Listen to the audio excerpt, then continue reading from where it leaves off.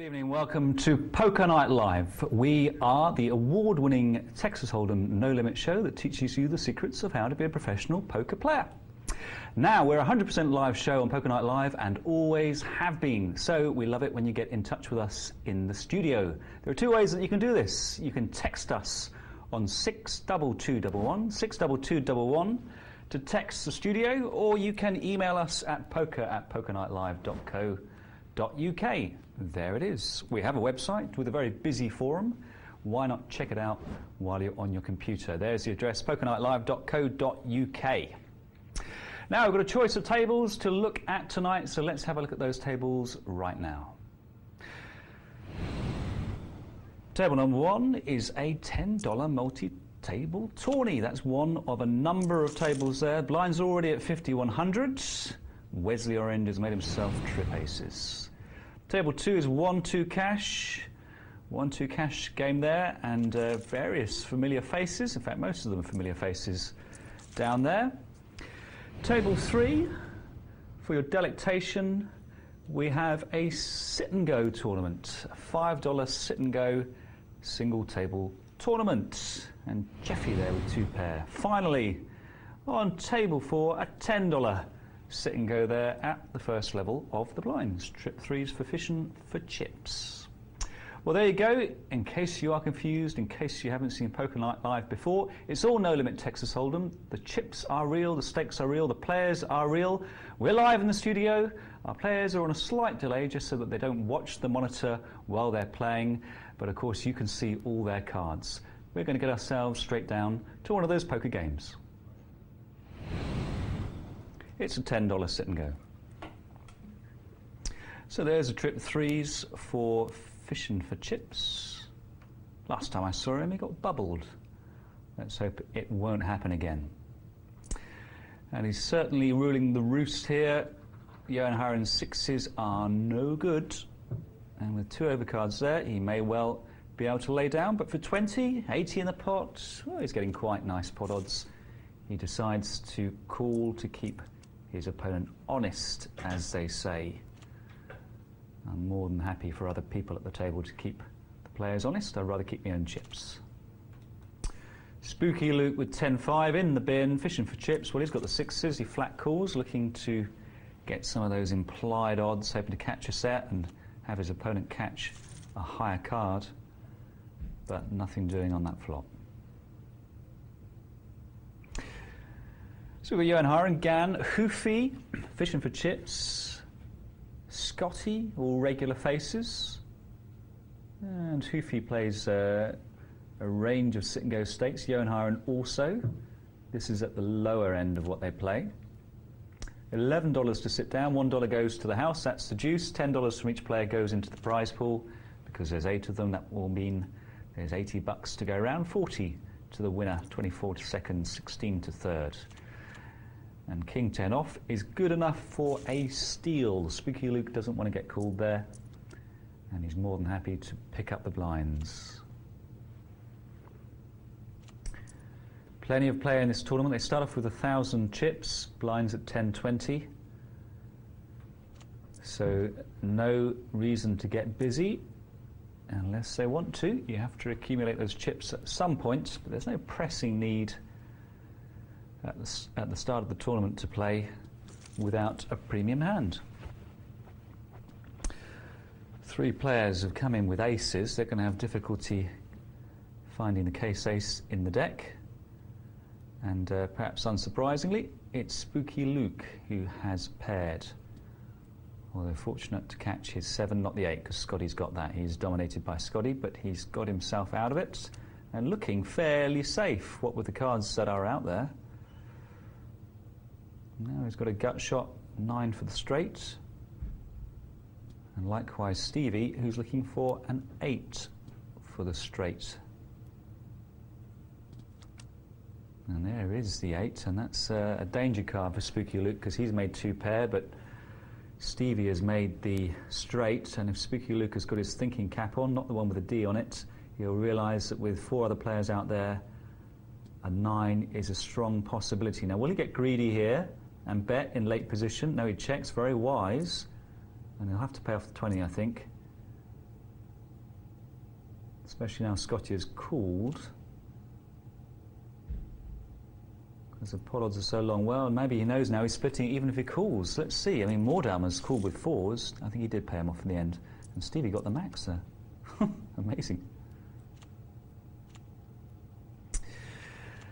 In the bin, we're seeing lots of small pocket pairs in this game.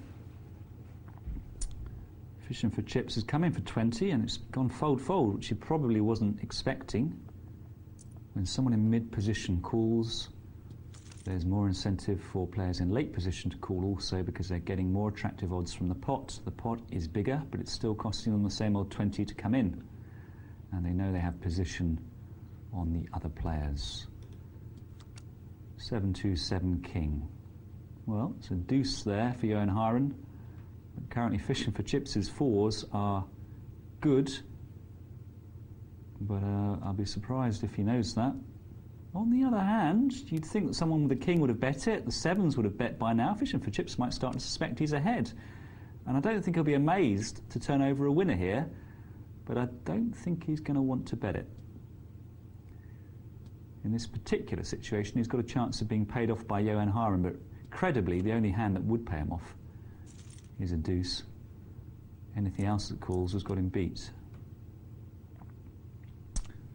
So fairly sedate table this, no clear resident maniacs.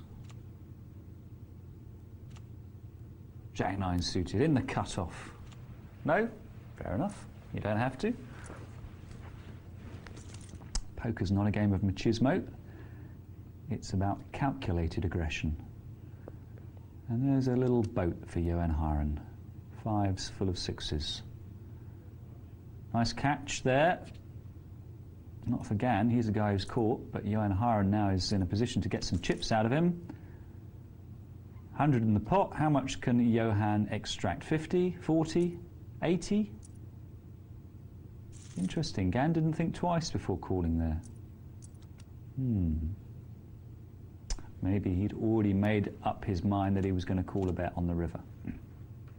It's good in poker to decide what you're going to do in response to actions of your opponents. It enables you to act quickly, and it also means that you can make your decision before the actions occur when you might be flummoxed by the size of the bet, for example.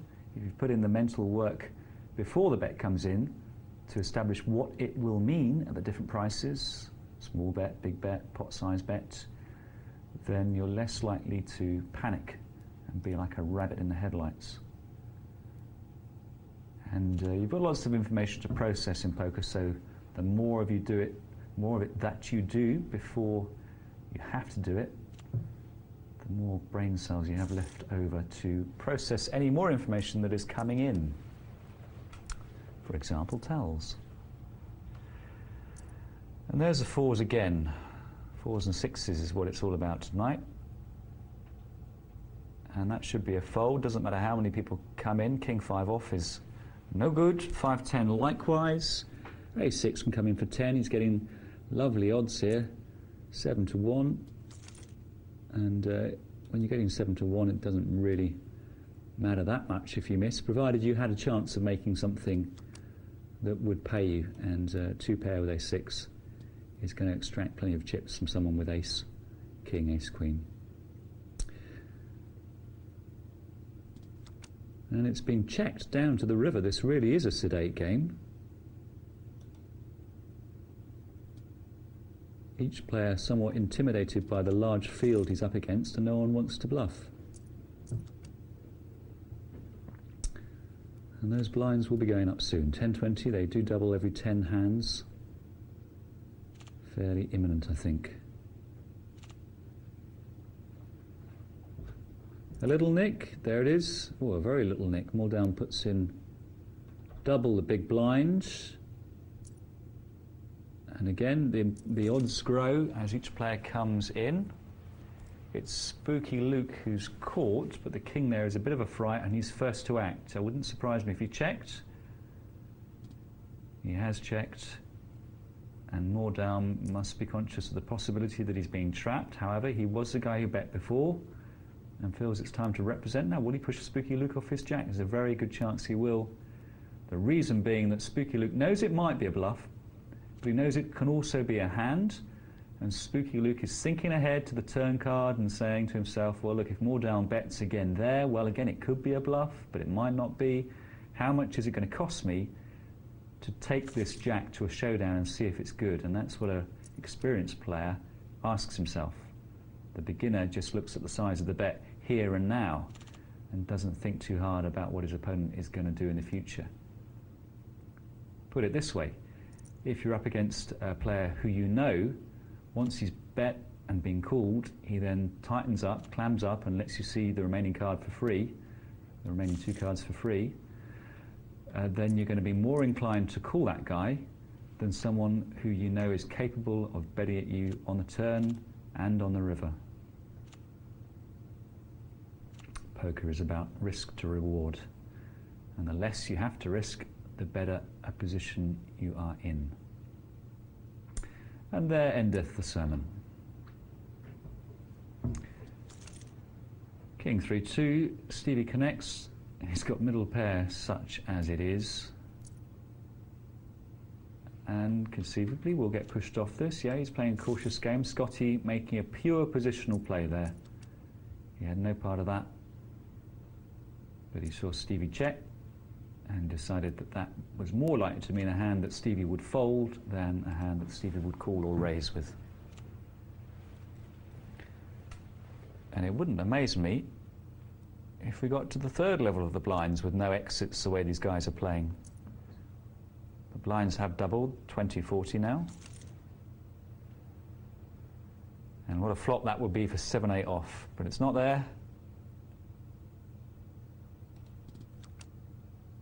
Gets better and better. It's true what Mark Banin says.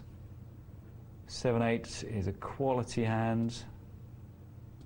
Still could be outdrawn, but not on that occasion.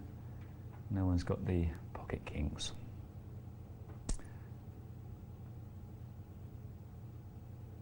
And there's a value bet from Scotty with his house. Wonder if he'll get paid by Gan, who's also got a house, but the worst possible. Well, Gan pays them off, and it's a split pot for Johan and Scotty.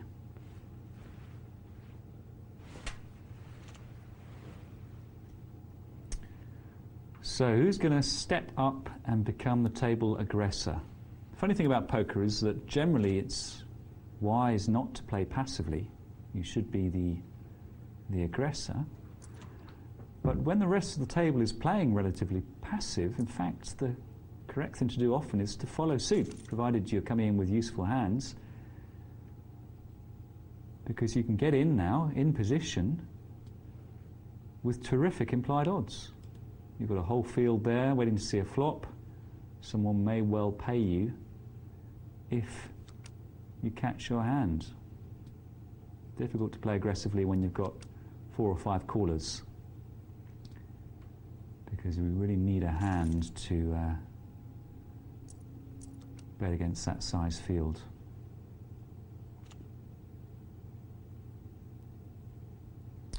Ace-8 early, yeah, why get involved? Why get involved? You don't have to.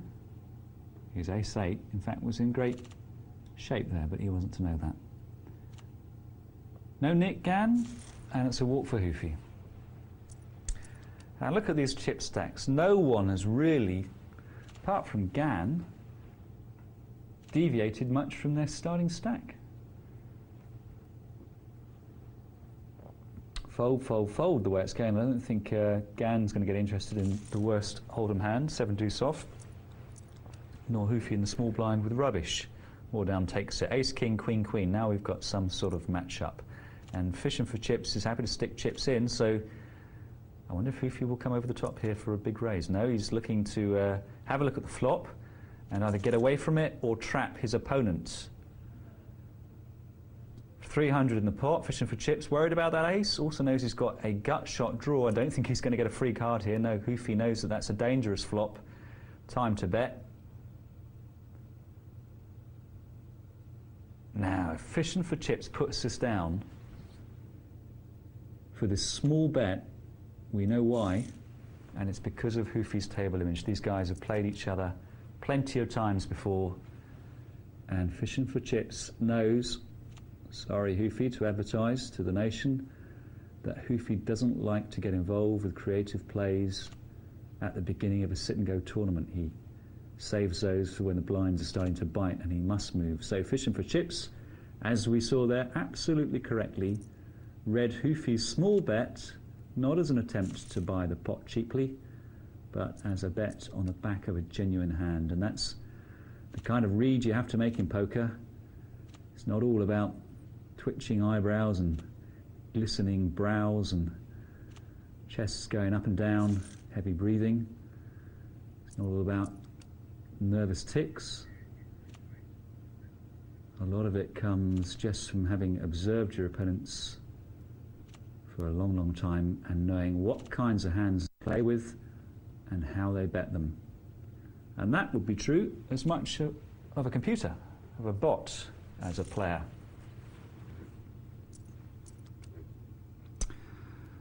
So if he gets paid small, and Fishing for Chips, quite impressively, gets away from his queens.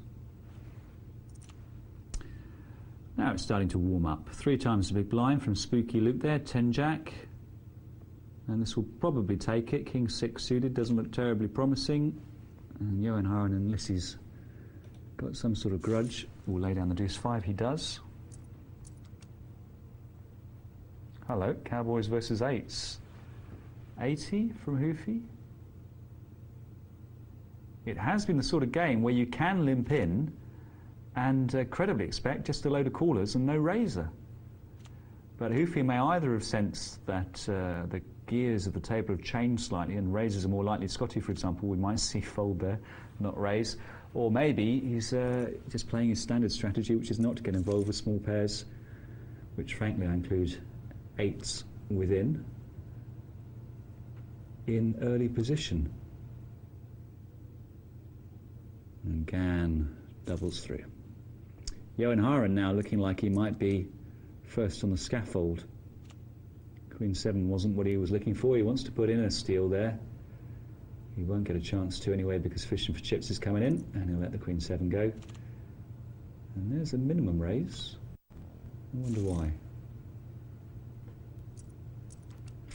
Maybe he's worried that if you put in a raise slightly bigger, someone will come over the top, put themselves all in, and he might just feel he's got to chase the pot odds there.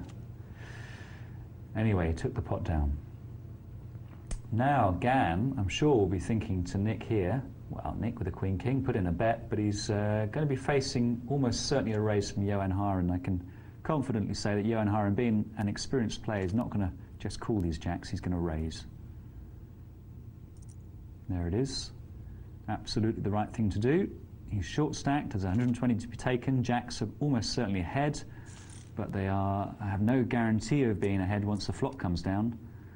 And he's quite right to look to take the pot there. He doesn't really mind if he gets called.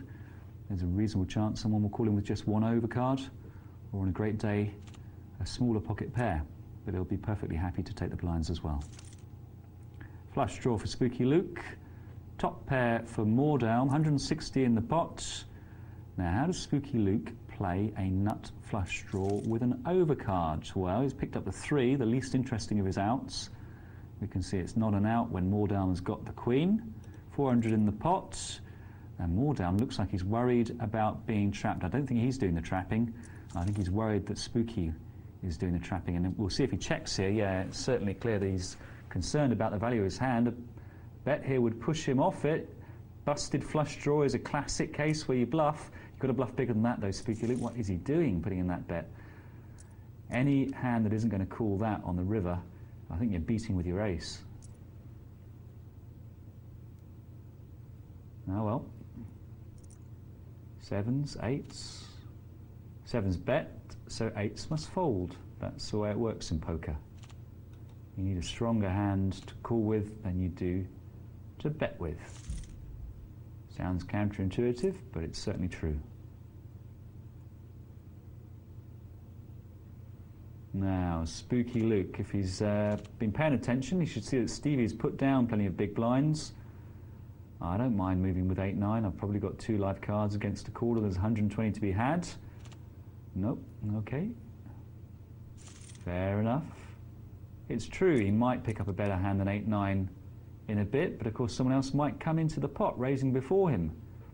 And then his situation is worse, because even though he might have the best hand, he is going to have to take it to a showdown. Well, as if the poker gods are having a bit of a tease, they've shown him 8-9. And he can let that go. And a good tight fold there from Fishing for Chips. That's a nice fold there. Lots of beginners will just limp in there thinking, well, King-Queen's not a bad hand, and it's quite cheap, without thinking about what sort of hand Gan might have. Ace-King, Ace-Queen. Fishing for Chips knows that it's better to be the first better, the first raiser with perhaps a worse hand, than calling with a hand which might be ahead but might be horribly behind. And this is exactly his mindset, because we can see what he's done with Ace-6, Ace-6 suited. Not a bundle of joy. And he keeps himself afloat. What's Scotty going to do with his nines? I don't think anyone else would come into this pot, make things simple for himself with a big bet. 240. I wonder what he'd do if Gan came over the top. I think he would probably have to fold. However, Gan is never going to do that. He just got himself out of it. He's not going to get himself back into it. There's Spooky Luke's hand. Personally, I go all in, rather than trying to drag people in. Certainly, mentally, I've committed myself to go all in regardless of what happens. And the players know that the following 180 will be following that 240 in, so they've mentally adjusted Spooky Luke's bet upwards to his full stack, and they're not interested in tangling with him. So, blinds 81.60 now.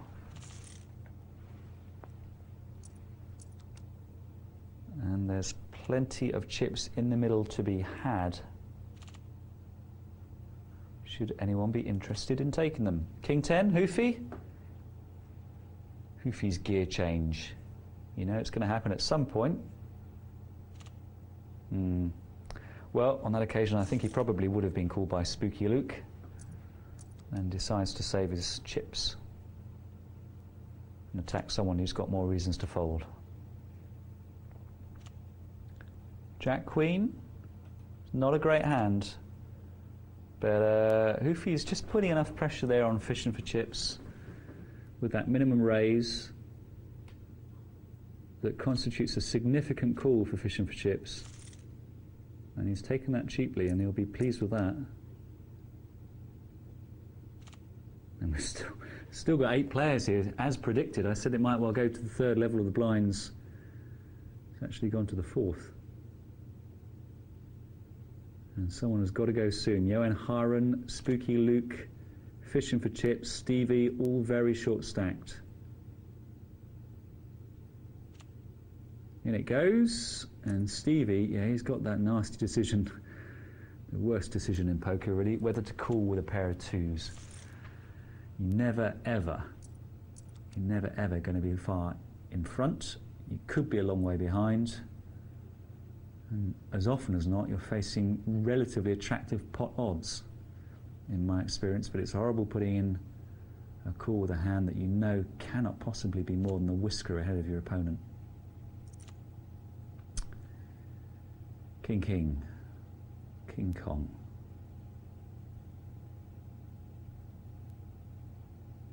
I wonder what Hoofy's trying to represent with that bet. I wonder if he cares.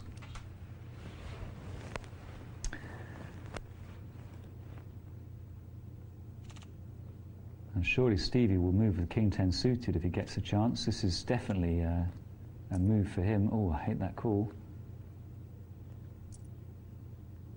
He's got 2 live cards, which is very fortunate. But he passed up the opportunity to take the pot. Because a bet there, I think Scotty would have folded, and just shows you if you bet, you can persuade a better hand to put it down. Whereas if you just call, you're going to have to overtake that better hand. Well, that, if it works, is a fine bluff. Well done, sir. Well done. Very nice. And just goes to, not to labour the point, show how unwise Stevie's call was, because he let Johan Hiren take the bet on the river with the worst hand. Ah well. Time to move. That's good enough for me, not for him. And Stevie now must know that it's very likely he'll get called by the big blind when he moves in. And he's playing the waiting game.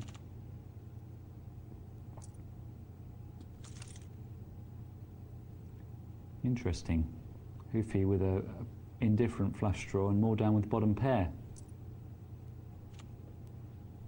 Yeah, nice small bet.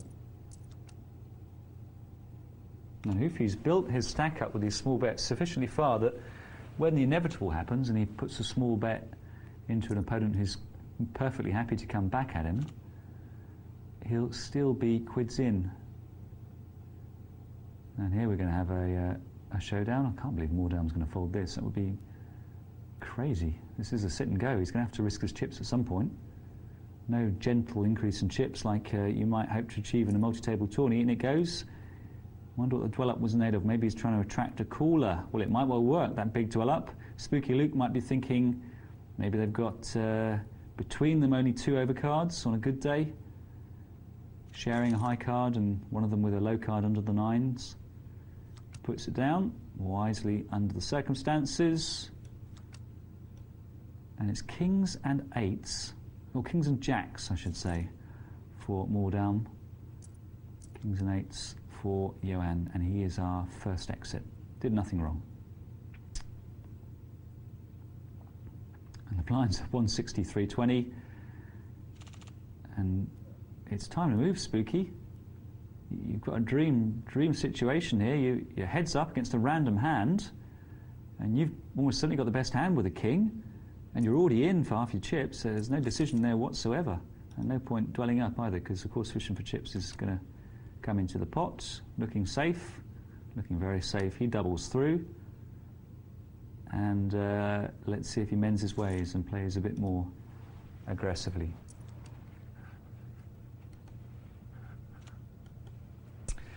So it's fishing for chips now, seriously short stack. That one he can let go, certainly when Hoofy bets. And Stevie, of course, must come in with the ace. And certainly getting pot odds with that overcard there.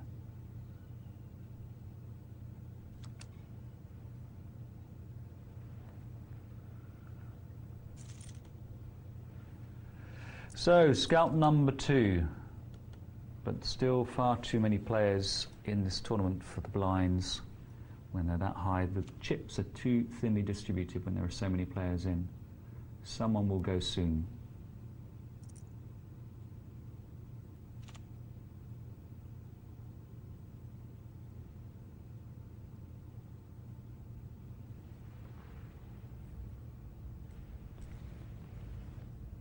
Scotty going in?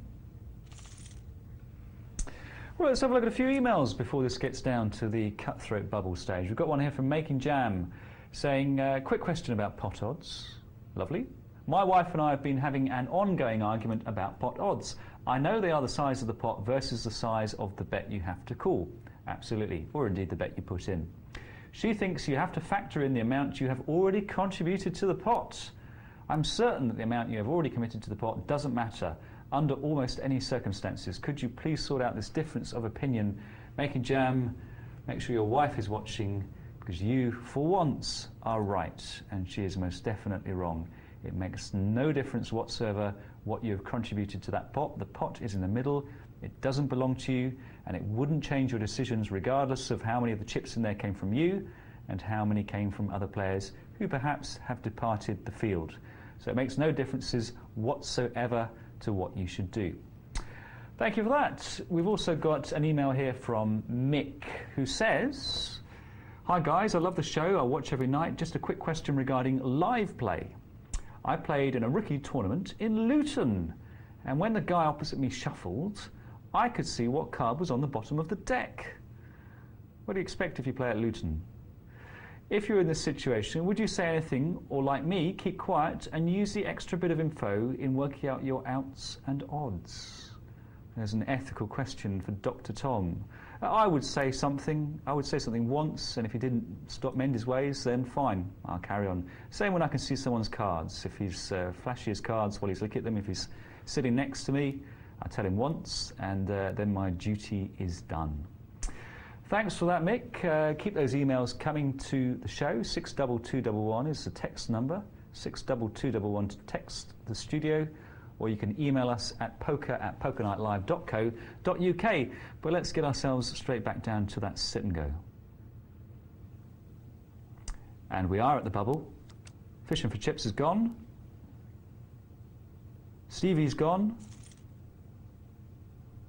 Ganna's gone. Ganna's bubbled. All these players make money. And they're all now guaranteed 16 bucks. Not a huge payday, especially when it cost 11 to get in. But they're all in with a chance of getting that $40 first prize. Ace King, this is certainly a big move in order here. And he takes it down. And this is anyone's game because the blinds are high, there's a lot of luck. All these players seem to know how to play. And I would say there was almost, at this stage, almost zero skill. Or as much as to say, since your strategy is clear here, there's little room for any player to exercise skill they have.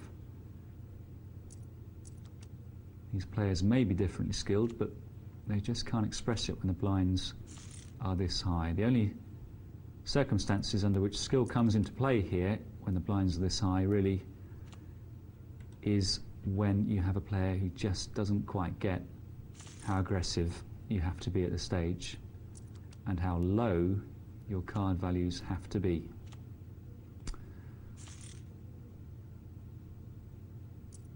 So an ace is a big hand when there's 960 in the pot before anyone has even picked up their cards. Suited king, yeah, he knows he's ahead of Mordaunt almost certainly, and he knows there's a very good chance he'll be called by a worse hand, and there's a very good reason to bet. He's done it, but unfortunately Mordaunt's caught 6, and he doubles through, and we're back to almost parity. Mordaunt, a very small chip leader, but there's not much in it. Ace Jack, Hoofy folds, Mordaunt goes all in. He shouldn't call here, some would, but that would be foolish. Scotty, Queen 3, he can let it go.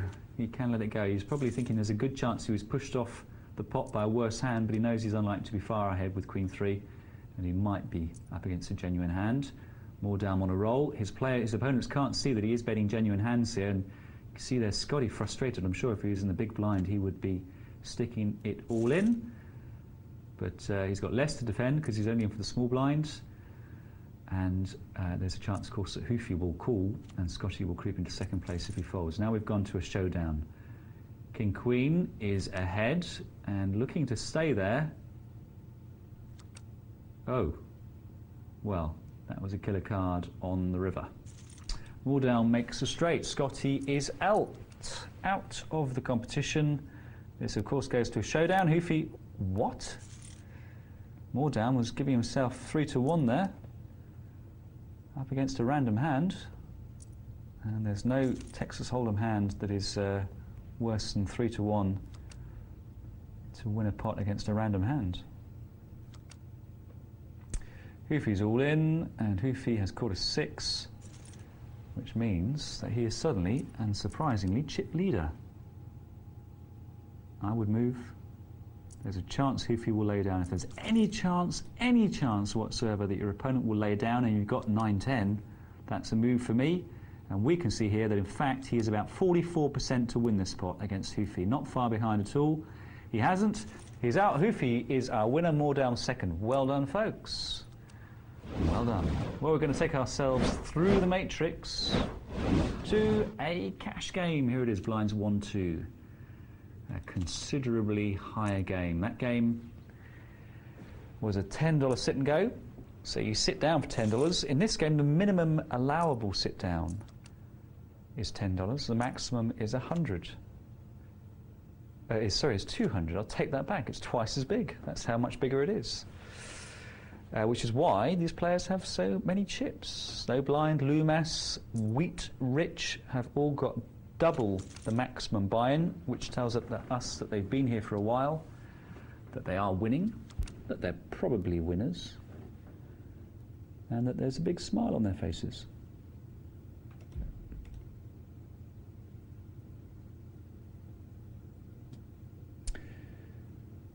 It always takes me a little moment to readjust when I go from a tournament to a cash game. Everyone's got huge stacks, and as often as not they know a great deal about each other. D4 in seat 7. You get some strange names on Poker Night Live. Wheat Rich for one. Wonder whatever happened to Light Bulb Head. Well, that's the best way to play Deuce 3. Catch 2 pair. Not bomb-proof though, and he quite correctly bets it.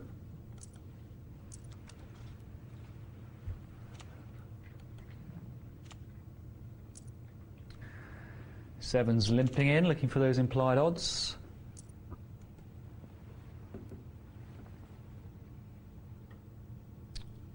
And he may well get them if he catches a 7, because Loomass will be looking for a straight draw. And he's caught his 7, and Loomass has the gut shot straight draw, but not interested in pursuing it.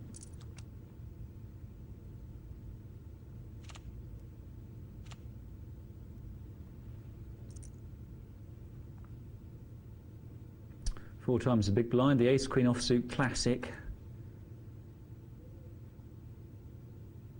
Every time I put in a raise with ace-queen in early position, doing it just knowing that I've really got to bet it, I think, how can this bet be a winning bet? But I seem to be leading a charmed life with it. Ace-queen is a relatively profitable hand for me, even though I feel very exposed when I'm betting it. But somehow it seems to come out all right. So I shall continue to do so until I lose it all back again. I'm a lot happier with ace-king. And with ace-10 I'm happy because I know I can throw it away. Loomass raises it up there. He thinks d4's limp was probably something not too strong and something he'll lay down. Whoops. Dominated d4 catches his 8 and he's in danger of being pushed off it by Loomass betting there what could well have been a king, but he decides to pursue having caught the 8. Now what is he up to? Is he representing a draw? Is he representing the flush? Is he defending his 8 against a spade draw, which is indeed what Loomass had? What is going on here? This is crazy. These guys are... I think that's going to work. This is a weak hand getting bluffed off at the end by a worse hand. I don't think d4 can call that. It's a very confident bet indeed. And a great bet there from Sam in seat 2. Jack, sorry, it's reward. Oh, up against ace-jack. That's quite nice. It's nice when it's jack 10. And the minimum, rather the standard raise there is bumped up a bit on account of the limpers coming in. And Wheat Rich lets it go. Quite right too. Ace-jack not very strong.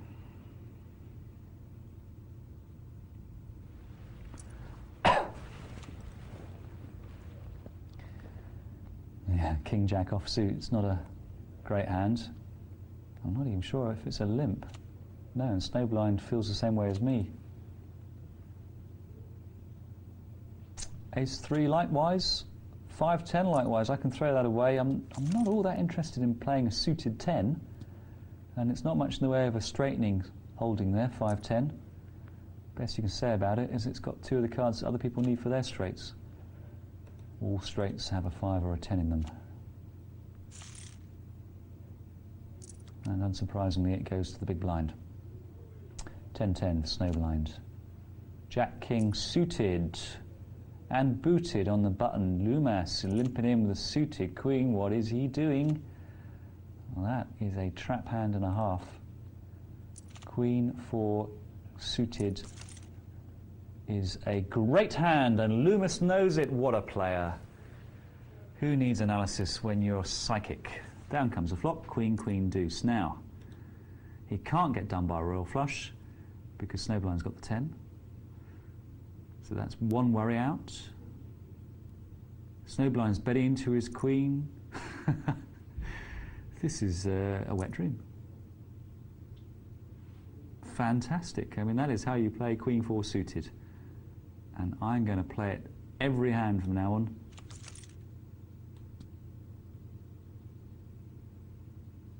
$138 in the pot.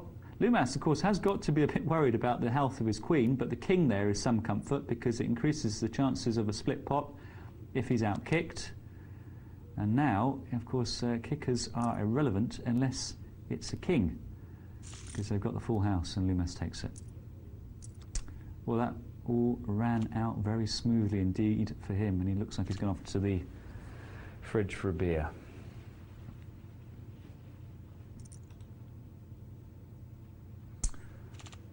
Ah, tight play. 7 when the blinds are 1, 2. Looks like a funny sort of bet because we're so used to seeing 6 and 8, but in truth, in the old days when people in Britain at least just played pot limit, and no limit was a fancy tournament game, 7 was a bet you'd normally put in because it was a pot size raised. 3 in the middle, call the 2, that makes 5. Put in another 5.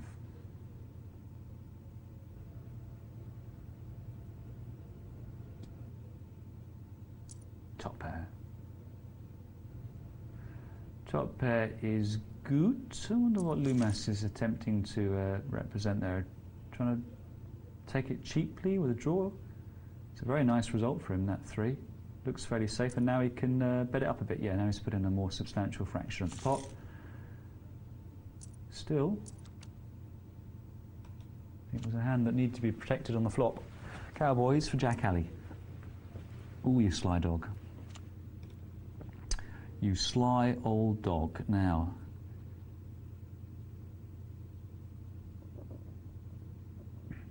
the one hand Jack Alley doesn't want in is A7, and it has folded, so Jack Alley now facing only undercards, so a motley assortment of straightening cards. And he's got 2 opponents, and against both blinds here, he knows, Jack Alley knows that probably is ahead, but they will certainly have some piece of that. They'll have draws, they'll have made a pair and therefore be drawing to 2 pair. He's going to raise, I think. He'd be crazy not to, he has raised. And Loomis not really getting the odds to draw here, especially when it's possible that Snowblind will raise.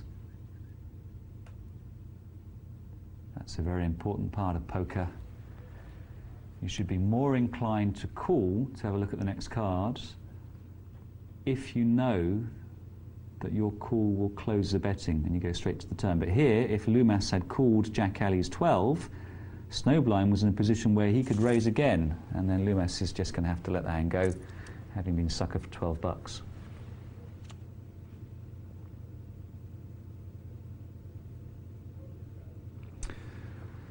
Queen 7 suited in the hands of a master is a powerful hand. K5 lets it go.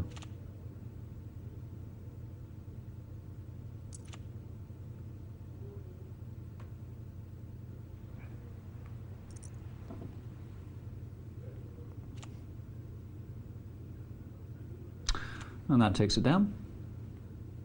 Golden Jaguar's limp is punished, duly punished. And he's played a pretty quiet game so far.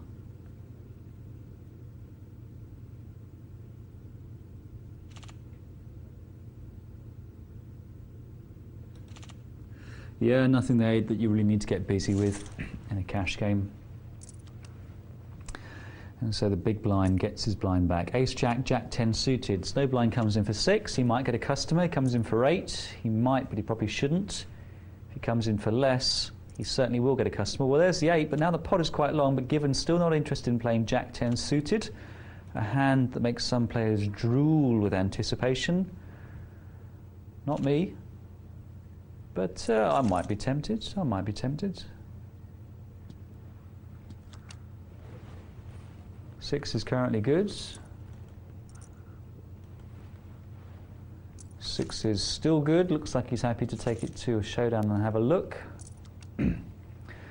Showdown finished with.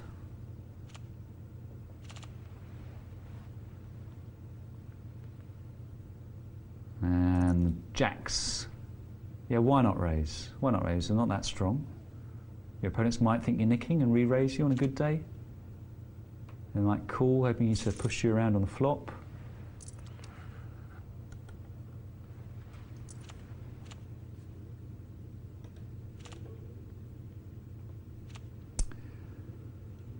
And Golden Jaguar doesn't follow the Dr. Tom way.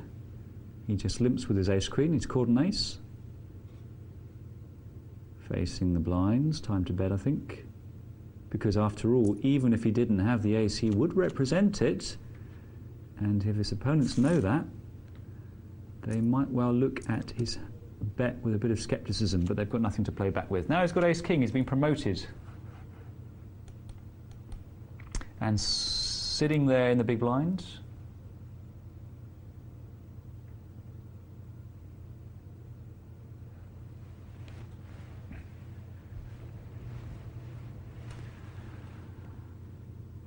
Well, we'll see this hand play out before taking a few more emails.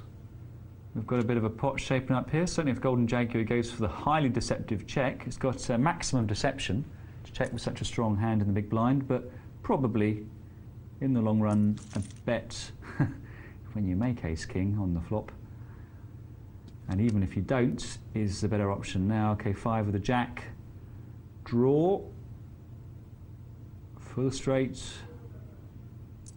29 in the pot. Golden Jaguar is giving him very poor odds there, especially since the implied odds, the size of the pot that K5 might hope to take if he catches his straight, are reduced by the fact 4 cards to the straight on the board there. Golden Jaguar is more likely to say, well, you've probably got it, I'll let you take the hand. Great, let's have a look at a few emails. We've got one here from Nathan saying, hello Dr. Tom. Loving the show. I'm playing multi-tables and sit and go at present, and so far seem to be doing quite well. I'm delighted to hear it, as I seem to be reading my opponents reasonably well. That's fantastic. I'm thinking of joining a live tournament, as I think I might even win. Am I getting too confident in my play, as I feel that I would win gold? Wow. At what point do you take the leap from playing online poker to live poker? Any tips, please? I'm afraid, Nathan, I'm not well placed to answer that question, because being a salty old dog, I was playing live poker long before internet poker came along, so I made my leap in the other direction. But it sounds to me like you're certainly ready and set to go straight down to your local tournament and carve it up. Whether you'll win gold, I don't know. The nature of multi-table tournaments is that there's a fair amount of variance in your results, but you could at least hope to reach the money. So best of luck, and let us know how you get on. Let's see what else we've got here in the post bag. We've got one from James, who says, hi Dr. Tom. Hello James. I had an email today about a playing style suited specifically for online poker, and I would like to know your views on it. The style has been named as tight aggressive squared. Very interesting. And it's basically the standard tight aggressive game of a normal live game. However, it explains that players are more likely to call big bets when playing online. So it advises you to fold your rubbish hands and only go in on the premium hands, but not just to go in, but to go all in. It explains that your playing style should look as follows. Fold, fold, fold, fold, limp in, fold, fold, fold, all in, fold, fold, fold, fold, all in, fold, limp in. Well, that's a very interesting style, James. It certainly has some merit. It's certainly true that much, much bigger bets get called by players online who seem to be profoundly sceptical about whether you've got the business or not. I can't help feeling there must be a better way to play, because that style is relatively predictable. Once your opponents have seen you go all in and turn over a big hand once or twice, they're going to say, well, okay, why should I risk all these chips when he's probably got it? So if you're going to play that style, I would be inclined to cruise not only from one table to another, but from one poker site to another, because you will quickly get known as James Tight Aggressive Squared. Thanks for that. We've also got an email here from Fishing for Chips, who says, Tom, stop saying you saw me bubbled every time I'm on a TV table. It's killing my morale. I'm so sorry. I shan't do it again. I was wondering, who were your opponents at the final table of the European Poker Championship in 2002? Any big names? Yes, some very big names. Very tough competition indeed. I was facing Peter Costa, who had been the runner-up the year before in exactly the same competition. And in fact, it was he and I who took it down to a heads-up. Simon Trumper, not exactly a walkover. Carlo Citroni, John Duffy, of course, the first Poker Million winner. So pretty tough competition. But I went in with a big stack, and I knocked out a player and then another player, ace king versus sevens, and sevens versus ace king. So you can see that it was going to be my day, and I never really dwindled from that point. But certainly a tough field. Thanks for those emails, guys. Keep them coming. It wouldn't be the same without you. We've got lots more poker tonight going through till 2 o'clock. We're going to take a short break right now, but we'll see you very soon indeed.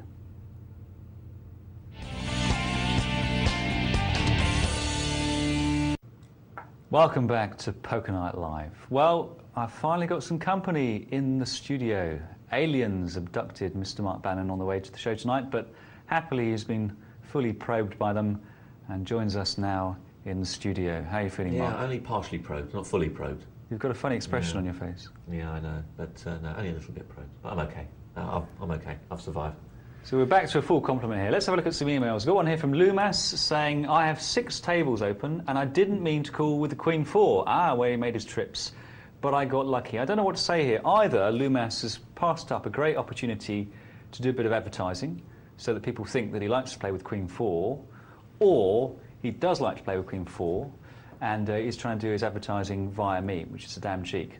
But either way, well done. We don't begrudge you the trip queens. And indeed the full house it turned into. Was it a full house? Yes, it was. Queens over deuces. Yeah, the Queen 4. Yeah, I remember that hand. Yes, you do.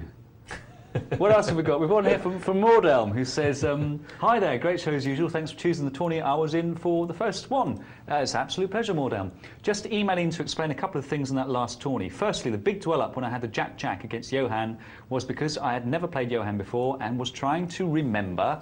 Oh, that sounded like Jimmy Savile then, didn't I? It did a little bit. Trying to remember all the times I had played him, whether he played an overpair or not. I decided he probably didn't have it and had just over cards. In fact, he had ace-jack, which was a bonus. Secondly, I agree, I should have called Hoofy at the start of the heads-up. Unfortunately, I failed to notice he was almost all in until a second after I folded. I've done the same thing and need not fear a re-raise against my horrible hand. Anyway, I enjoyed the tourney. Congratulations to Hoofy on winning. There speaks a true sportsman. There's one here for you, Mr. Banin. Okay. Andre says, can you give me some pointers on how to adjust my game on a 6-seater game as opposed to a 10-seater game? Your program has helped my game immeasurably.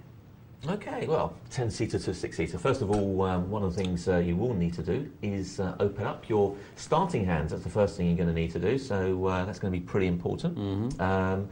Next thing you'll have to do is realise that position is changed in as much that there's only 6 seats. You're never really in a terrible position because even if you're under the gun, you've only got really 2 people you've got to worry about because the next 2 seats are the only ones that are going to have position on you.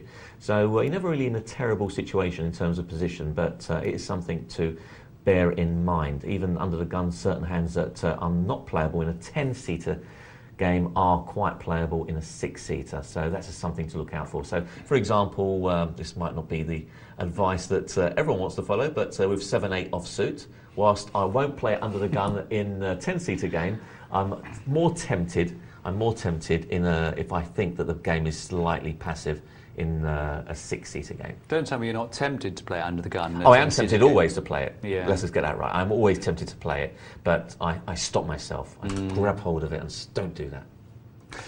What sort of ace becomes a bad ace in a short-handed game? For example, I consider ace-jack to be a highly marginal ace in a full-handed game, and ace-10 to be a bad ace. What about a six-handed game? That's a good question. I still don't like many of the aces below ace-10. I'm still not in favour. Obviously, ace-10 is okay for me, whereas in a 10-handed game, it's not really okay. Ace-9, I'm not really mad about those sort of hands because they don't make very much. That's the problem.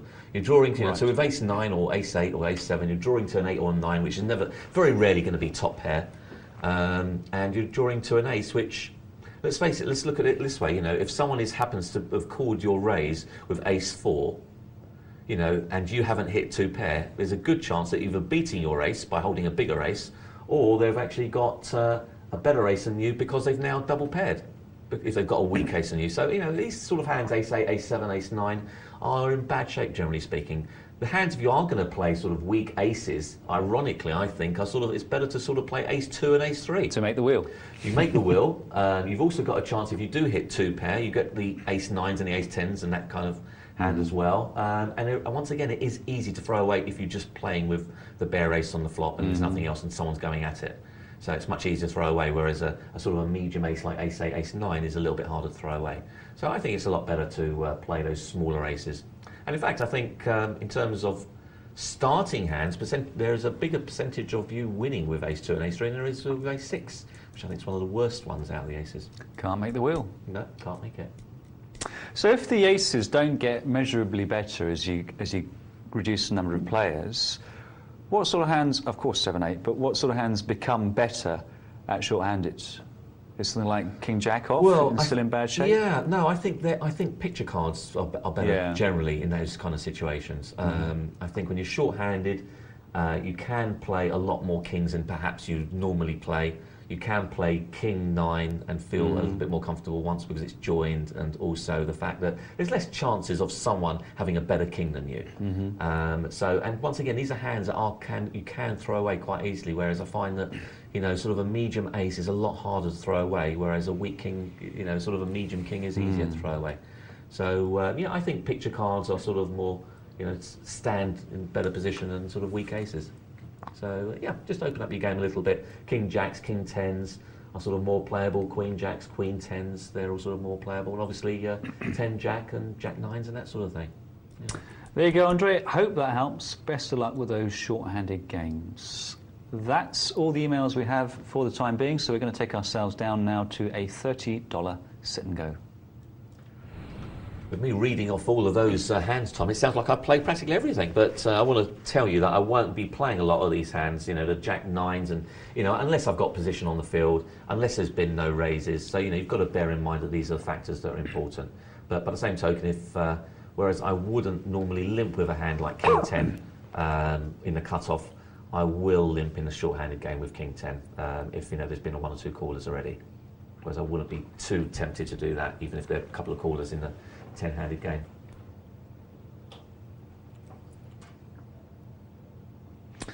Do you think that, do you feel that the differences between a full-handed game and a heads-up game are basically, if you average the differences, as it were, or you split the difference between how you've got to downgrade your requirements, you end up pretty much with a 6-handed game, or is it its own thing? Because, paint, for example, in a heads-up game is great. If you've got King-10 in a heads-up game, you're in good shape. I think it's its own thing, personally. Yeah. Yeah, I think it's its own thing. There are very few, everyone plays them differently. So there's some people, there is I'll go through what other people play. Some people will play every single hand, regardless. There are players out there that will play, they'll play 7-2. Whereas I won't.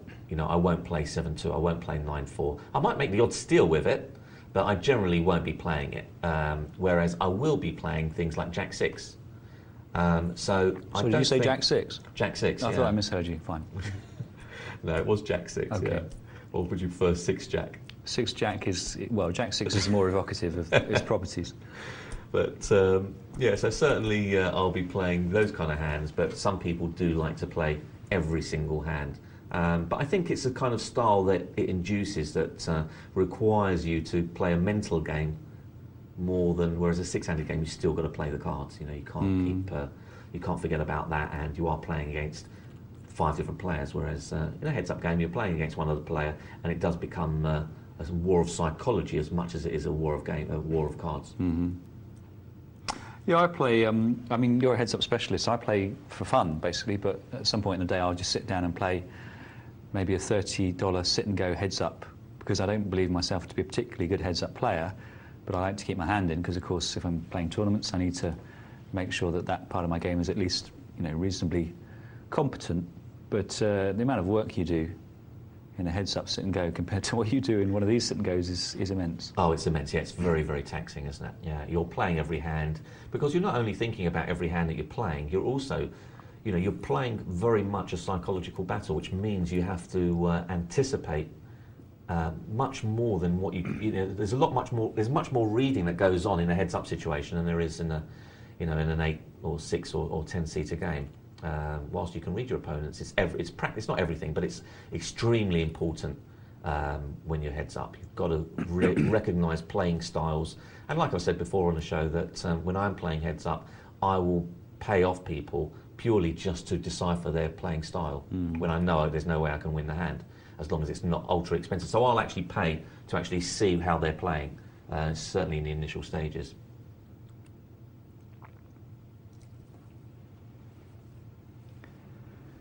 Well, we've got 7 players here, 7 players when we joined this table. It's a $30 sit and go, which means that it's 120 for first place, and 72 for thirds, and 24 for 72 for second, and 20. I'll start that again. 72 for second, and 48 for third. We should have this stuff written up on idiot cards, really.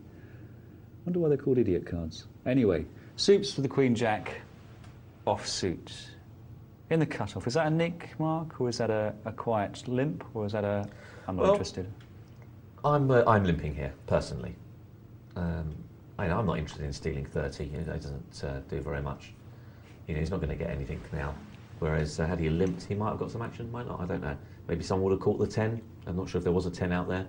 Maybe someone would have had a 10, maybe someone would have had a flush draw, maybe some kind of had some bad straight draw. But here he's not going to get any action at all. The trouble there with the Queen Jack is that he's going to push out a worse queen, but he's he's going to keep in a better queen, and then on the days that he does catch trick queens, he's produced exactly the wrong situation. Of course, that's an extreme kind of corner of the possibilities. Yeah. No, I agree, and that's why I like to play these hands. You know, I'm looking, you know, in the early stages of these tournaments, I'm really looking to try and get some trappy hands working for me.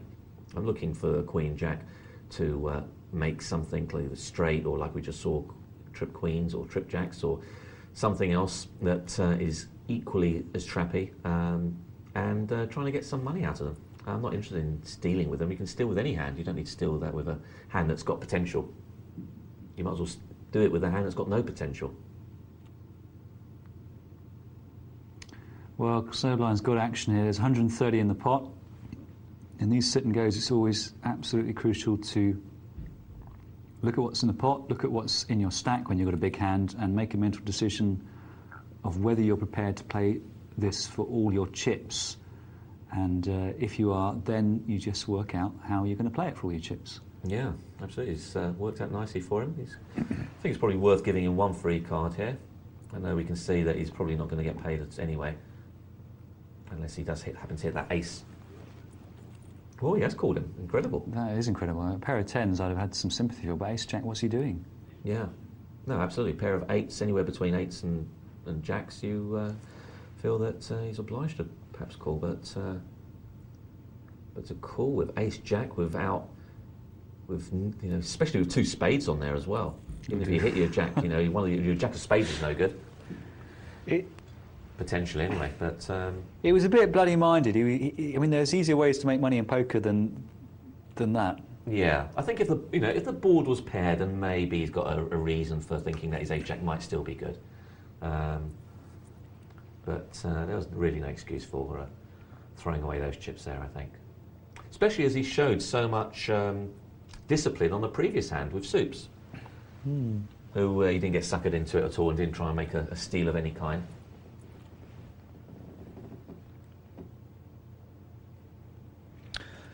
There's another ace jack. Now, does he raise? He's facing two limpers. You must think he's ahead, yeah. It's not a bundle of laughs to play out of position ace jack, but frankly, he can pretty certainly read his opponents for not having better aces. They may have a better ace. They may be playing ace queen or ace king deceptively, but you've got to make some provisional decisions in poker. And if you can raise there, being fairly certain your ace is good, then that makes you feel much, much stronger when that flop comes down. Yeah, I'm not too happy about playing ace jack in that situation. You just check it and take I a flop? just limp. Yeah, I'm just quite happy to limp. If I get raised, then I'll take depending on the size of the raise. If it's a small raise, I'll call, but if it's anything bigger than that, then I'm just out of there. But he was in the big blind, I'm saying. Oh, was he in the big blind? Yeah. Sorry. Okay, I thought he was under the gun. Okay, so yeah, I'm just quite happy to check. I think he was in the big blind. Well, that was the basis of my He was, analysis yeah. anyway. Yeah, he was in the big blind, you're quite right, he was, yeah. But you check where I raise?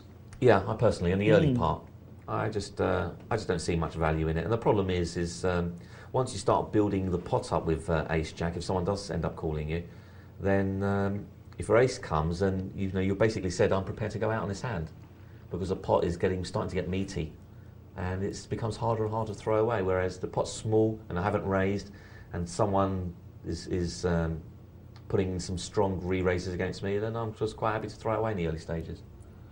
You see, the reason why, well, it's twofold, as always when you bet. I mean, if I'm raising, partly because I think there's a good chance I won't be called because it doesn't look like they're strong, and I know that a raise from the big blind does look strong, and so there's a reason for your opponent to fold. So I can pick up those limpers and plus, of course, the blinds. But I'm so confident. I mean, of course, if I've got a huge piles of chips, I'm never confident in any read I've got. But basically, here in this situation, I'm so confident that my opponents don't have better aces that gives me a lot of confidence on the flop, and I feel that I can avoid problems and I can capitalise on good situations. Yeah. And I rarely, in poker, am faced with such a clear read on my opponents as that. So that strengthens my resolve to play out a position with what is not a great hand. That's very interesting the way you've explained that, actually, because what it does point out is that you're playing the hand in that particular situation, whereas I'm perhaps looking at an overall tournament strategy. Whereas I'm not really ignoring the hand in the early parts and just looking at an overall tournament strategy of playing very tight, not wasting a lot of chips, looking for some trapping opportunities. I'll play, by the same token, I can go out in early stages. It's very rare for me to go out in an early stage of a tournament because I'll very rarely commit all my chips with just a single pair unless it happens to be aces or kings. Even queens I won't be sort of over-enthusiastic with. So I'm really looking at an overall strategy rather than an individual situation where I might get called out, I might not. That's the only thing. So this is an interesting point, because in what sense is a tournament anything other than a series of individual hands? There's nothing in between them apart from the deck getting shuffled. Well, there is the fact that you do get knocked out, and it is an element of survival, whereas a cash game is I feel a cash game is a series of hands, and you should play that accordingly, because that doesn't really change.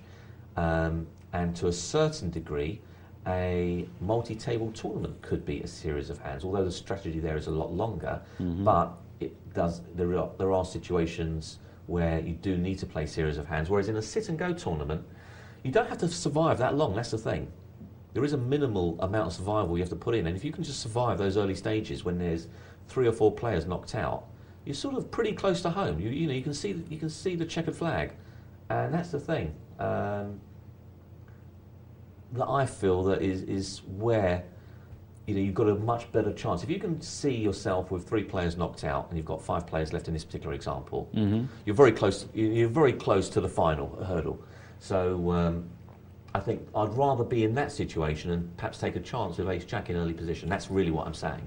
I suppose that's the difference between the way I would play it according to the way you'd play it.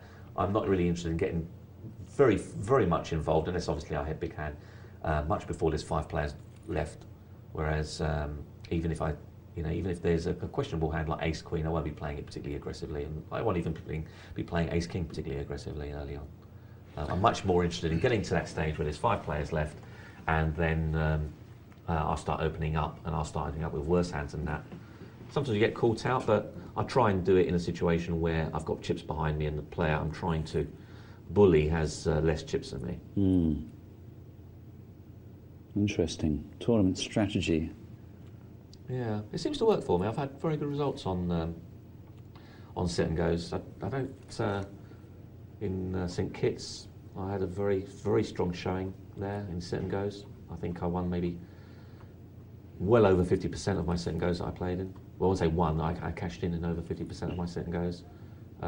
In Reno, I came out with sit and goes in a nice profit, and in the World Series I came out of the World Series with the sit and goes in a nice profit. And hopefully in LA in the next couple of weeks or so, I'll be doing some more of that. But that'll be more of a grind because we'll be playing 5 or 6 of those a day, I think. So they can be sort of 8, 10 hours, 12 hours of sit and goes can be taxing for anyone. Are you going as part of a team? Team of 1. Yeah, me. Oh, well, it's... Yeah, no, it's just going to be me. Yeah, I'm sure I'll know people when I'm out there. But no, none of the people I know are going for some reason. I think there's Deville, isn't there, which is a similar sort of time. Although that finishes well before the WPT main event takes place, but I'm going to be there sort of about 10 days early of the main event so that I can try and cash in on some sit and goes and some cash. Yeah, I'll probably have to break it up, I think, in between sit and goes and cash, otherwise it'll be a bit too monotonous. The poker player's idea of mixing it up is not to play a bit of poker and do some sites, it's to play sit and goes and cash. Yeah, no, I'd like to do some sites, but I have to. It has to be purely business this trip. I need to try and the expenses are horrific, so I've got to make sure that I've got to cover a lot of expenses. They've hiked up the prices at the youth hostels all around America this time around. Yeah, no, I've worked it out. I'm going to be, just to cover my hotel and airfare is already $3,500. So, and I'm sure you could get to LA cheaper than that. What are you renting out a penthouse suite? No, I mean I'm not staying at a 5-star place, but I'm staying at a nice place, an okay place. But in LA, it's a dangerous place. You've got to stay. You've got to stay where. It's some really dodgy areas around there. So you're hiring a bodyguard? No, but I'm hiring a car, so there's another expense, yeah. So check the boot. Yeah, so I'm miles away from the commerce, and I've been told that you definitely do not walk out of the commerce and go walking around there, even in the daytime, so... OK, you're not walking out the commerce with your winnings, then? Not with my winnings, no, they're staying in the commerce. Well, while we've been talking, we're down now to 5. There's been a glut of big cards coming out. So we are fast approaching that bubble situation. And on this particular sit and go, Mark, your strategy would be working very well because the blinds are still quite low. And you could arrive here not having done a great deal and still not be clearly the whipping boy. No, that's the good thing about it. I'm still looking to accumulate some chips, but I'm not going to take any big risks. If I can end up in this situation with 1,200 chips or thereabouts, then I'm adequately happy. 1,200 chips with blinds of 40-80, I'm in no big rush still. I've still got enough play and hopefully 1 or 2 people that are still looking to make moves, and some people just can't stop playing. So some people were quite happy to put their chips at risk.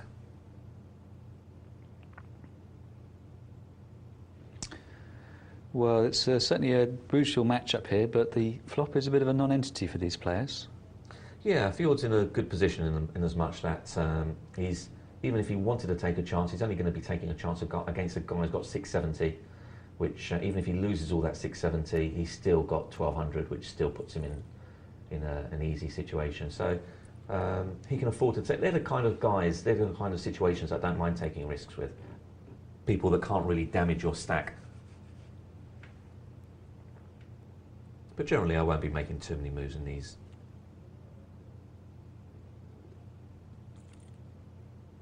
But it is a very sort of very robotic form of poker when I'm playing these. It's not a lot of fun, I'll tell you that for nothing.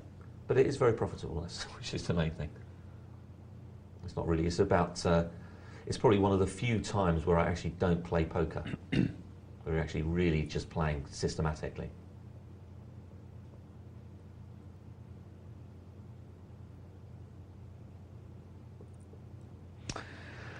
Well, he's read that well with bottom pair.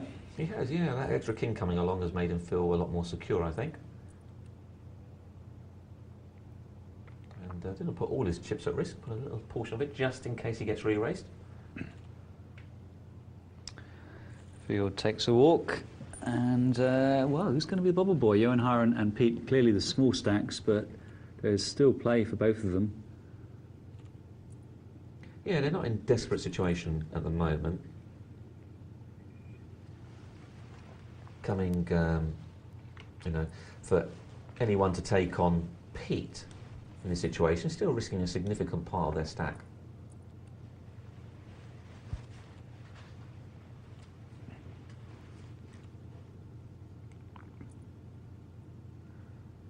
So 6-7 for Johan, and he's elected to limp in and see if he can take a flop, and I think that's a wise play by all. We're going to see them all going here. Yeah, sure enough. He's got 8 hearts. Oh, he's called it. Nearly a straight flush, just missed out on the straight flush. But he'll be gutted about that. Yeah, I'm sure he will. Absolutely gutted. Yeah. Have you ever made a royal in Texas?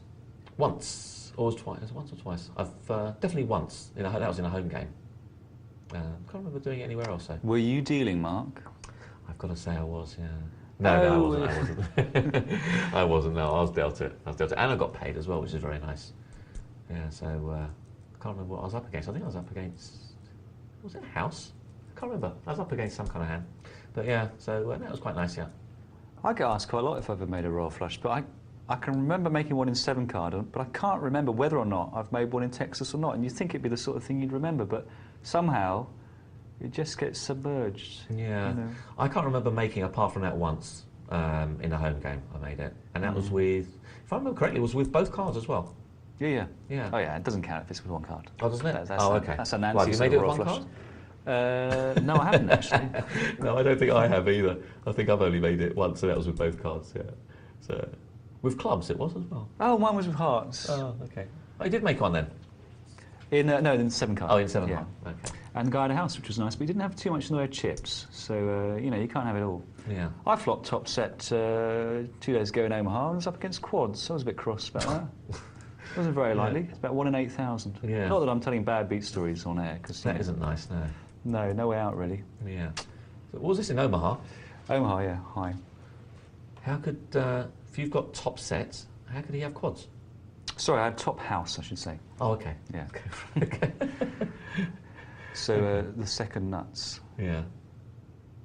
Oh, well, what can you do? Not a lot. No, I've had the same thing, same situation. Tell us a bit about Paducah then, Mark, because I hear you're a Paducah player these days. I play a little bit of Paducah. Yeah, it's a good fun game, I must admit, and I seem to have the strategy. I seem to have the knack for it.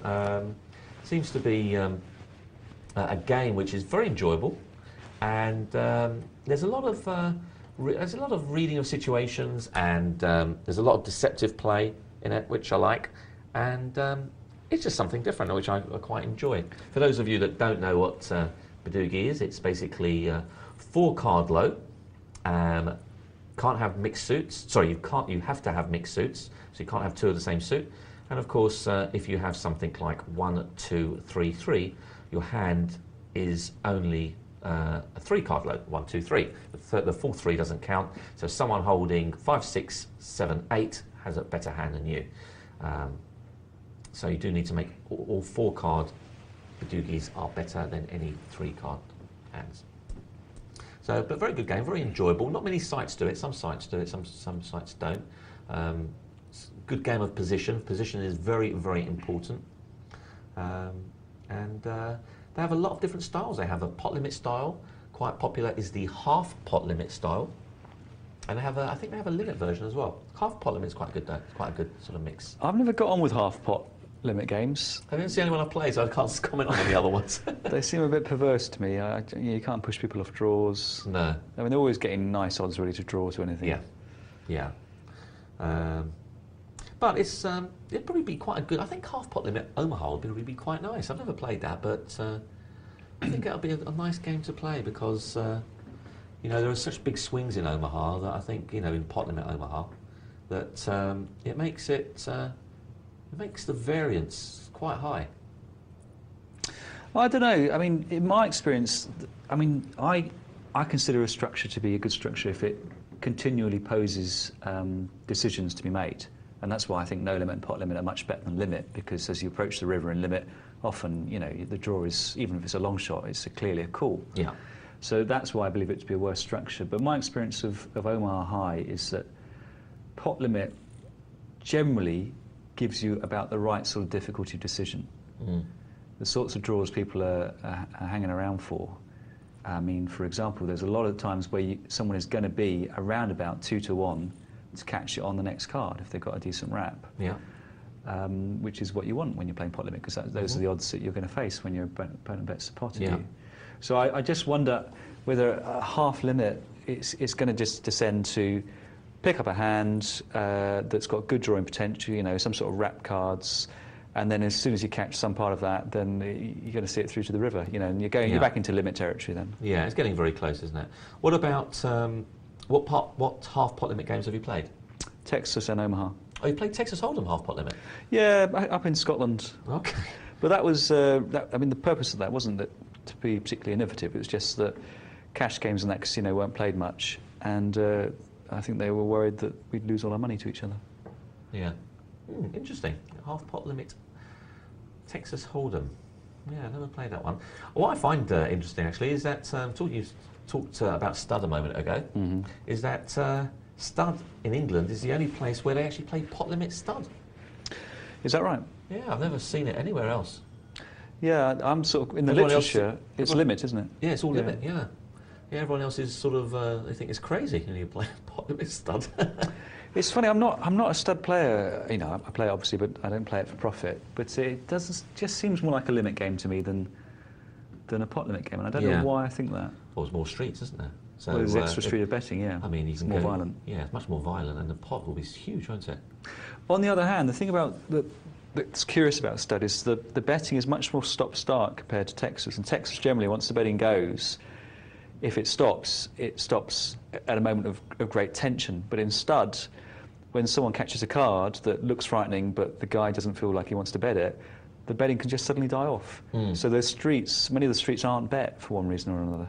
Yeah. So the pot in the end is not necessarily as big as you might expect it to be. But yeah, the availability of another street betting in pot limit obviously potentially makes it much, much bigger. Yeah, interesting game. Lots of variations of poker creeping in. Have you played Chinese poker? Is it a game of skill? It is, yeah. But it's a game of, I think, of memory as well, because the amount of cards and different things you're doing. It's quite a complex game by the sounds of it. I've had it explained to me once and I didn't really get the gist of it, so I just thought this is a game I'll stay away from. It seemed very complicated. In Chinese poker, you're basically playing 3 different hands, I think, with, I'm not sure how many cards, I think you're playing with 12 cards or something along those lines, and you're playing 3 different hands, and you can, there's different ways of mixing up. You have a main hand and 2 sort of sub hands, or I don't know. It all sounded very, very complicated, and I just stayed away from that. And then when my friend told me, who was actually a Chinese guy, who is a Swedish Chinese guy, sort of Chinese origin, and when he told me that he was losing money on it, I thought, forget it, if he can't win on it, a Chinese Swede, then I've got no chance. Well, Johan Haran knows how to get out of it when he's dominated. Make yourself a full house with your live kicker. Yeah, an interesting situation in the game now. We've got, they're all in the money, so blinds are still, I won't say they're low, they're still now, I think there's enough in the pot to probably warrant all-ins. It's 480, yeah, that's adding 15% to your stack. You want to make sure you do it at the right time though. And timing is not just a case of picking the right hand, but it's also a case of picking the position, trying to pick your mental state of your opponent as well. Of course, things like them just winning a nice meaty pot can sometimes mean that they're just appearing on the big blind can usually mean that they're ripe for stealing, because they'll generally not call you with anything but a very, very big hand. They'll let their sort of more hands they might have called you under different circumstances not call you. Well, we've got a bad draw. An 8? No. 6 jack. There's nothing of that on the flop. K5 is out, and it's heads up. He's praying for him to have a hand there, isn't he? And had him truly wrapped. 10 deuce. Hand of champions. Yeah, isn't that? I don't think he'd be calling it with it though. He'd like to make a move with it. No, I don't think even Doyle Brunson would call with it. Well, if he does, and he's making a winning move, then he really deserves to be a champion. More of a champion, though, normally, that one. Well, how's Snowblind going to close this gap and stop the rot?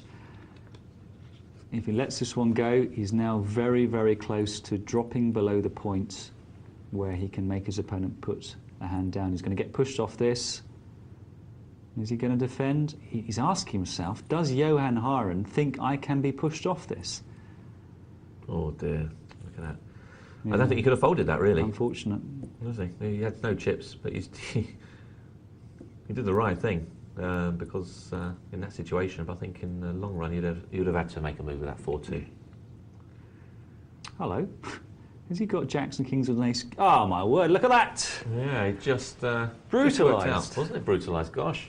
Dear, oh dear, that's a rude way to do it. Yeah. Look at that. Jacks, nasty. kings, ace. Very nasty. 2 pair, get beaten by the full house.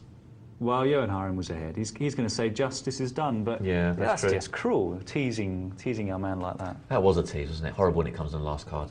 We don't like a tease. Well, we do. We do. I think I like to be teased, as long as it's not me involved. We better move on. We better. I wonder if we've got any emails in our box. Yes, we have. We've got one here from Anton who says, a tricky situation... jump straight in. A tricky situation I often find myself in is when I think my opponent has a flush draw and a third flush card comes on the turn or the river, and of course I've given him the wrong odds on the flop. This often ends up in a kind of I know that you know that I situation. Yeah, they happen quite a lot in poker. Now, if I bet weak or check, I give my opponent a chance to represent the flush if he hasn't got it, and I can't call a big bet with, for example, big top pair. If I, on the other hand, ask the question and bet big, I'm betting into a hand that I think might be beating me. Is it better to play conservative and give him the opportunity to bluff, or should you make a big bet to find out the strength of his hand? Well, I think you want to induce a bluff, don't you, Mark? It's a no-brainer, isn't it? Well, it depends on what size the bluff is, I think. I think it really depends on the size of the bet and the size of the kind of player that you're playing against. If you're playing against a player that you know is going to make a move regardless, then you might as well let him have a little go at it, and you can come back over the top if you're confident. But, you know, I think the fact is, if he thinks that he's got the flush draw, then to me, why would he want to induce a bluff, perhaps? I don't know. I'm not so... Well, I mean, my logic here is if he's got the flush and I bet into him, of course he's going to call. If he hasn't got it, he's going to fold, so I gain nothing. But if I check and he bets, well, the worst that can happen is I throw my hand wrongly, but I might well induce a bluff and make money that I couldn't possibly bet. I mean, assuming that he's either got the flush or he's well beat. What do you do in a situation whereby let's say there's 3 hearts on the board, and you don't have the heart in your hand, and you check? You're given him an opportunity to perhaps draw to a weak flush himself. Oh no, I thought we took him here on the river, aren't we? Oh, we're on the river there. I believe so, okay. Anton. Did he say mention about the river? Let's have a look at it again. He said turn or river, in fact. I give my opponent a chance to blah, blah, blah, blah. Yeah. Okay. It could be either. Well, okay, if you've got to make a decision, if you think he might be drawing or he might not, then you've got to decide whether you're prepared to defend this hand or not. If it's on the river, then definitely, I would say definitely induce the bluff. I don't think it's, or at least check, and then perhaps hope he checks, which is fine, and then if he bets, then decide if he's got it. But I mean, if it's before the river, you've got to protect your hand, and if he comes back strong, he's probably not drawing.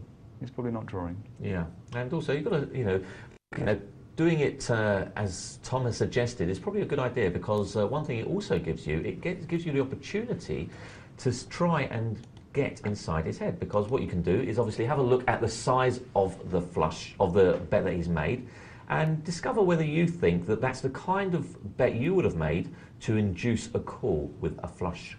So, yeah. So that bet that he's going to now make gives you a lot of information too. Read the bet size. Drelda says, hi Tom and Mark, I normally play no limit cash games, but when I've occasionally played pot limit, I've noticed it's a lot looser. People play more hands and call more raises than in a typical no-limit game.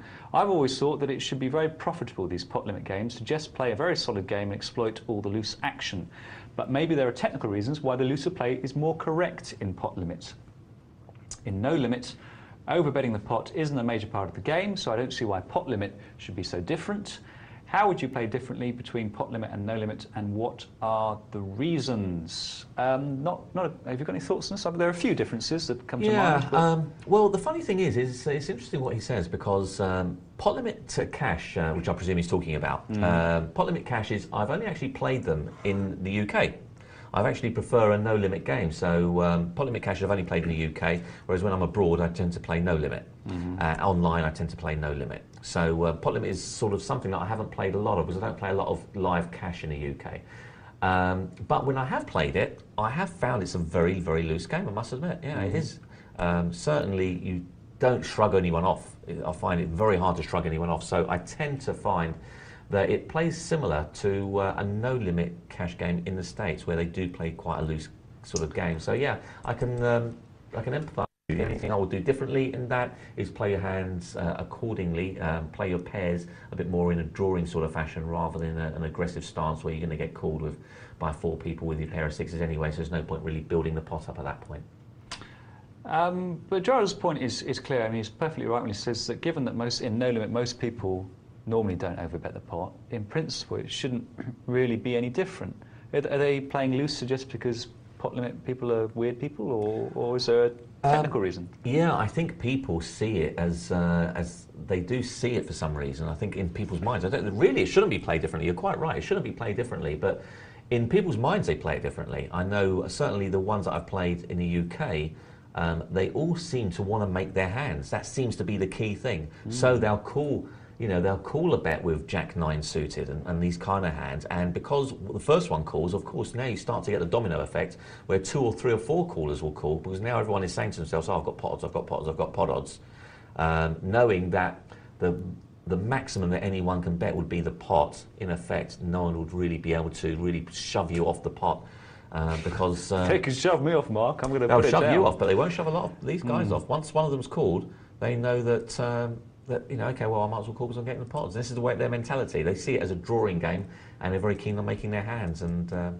they feel that if I can make my hand with a Jack 9, then I'm going to get paid for a little bit of a... So this is the way I think they look at it. It's interesting. They can't get bet out of it, is what they're really... But of course they can, because the pot is big enough, you can get bet out of it, but that's not how the people see it. If you're coming from no limit, pot limit might seem like it's a safer game, less big bet form of poker, because at least they can't overbet the pot. But for those of us who cut our teeth playing pot limit, that always seemed like a big bet form of poker, where of course it was very, very risky. So I think there is no particular reason for it, Drelda, but if they're loose, then by all means exploit them. Yeah. Well, on that moral note, let's get ourselves back down to some poker. Good idea. Probably might be worth having a look. I haven't actually played any pot limit hold'em online. I've always gone for no limit. Perhaps I'll have to give that a little go and see what that's like. That'll be interesting to see if they do start playing a lot looser, because I think you might find a few people out of sorts on there. So a lot of American players has no idea on how to play pot limit games.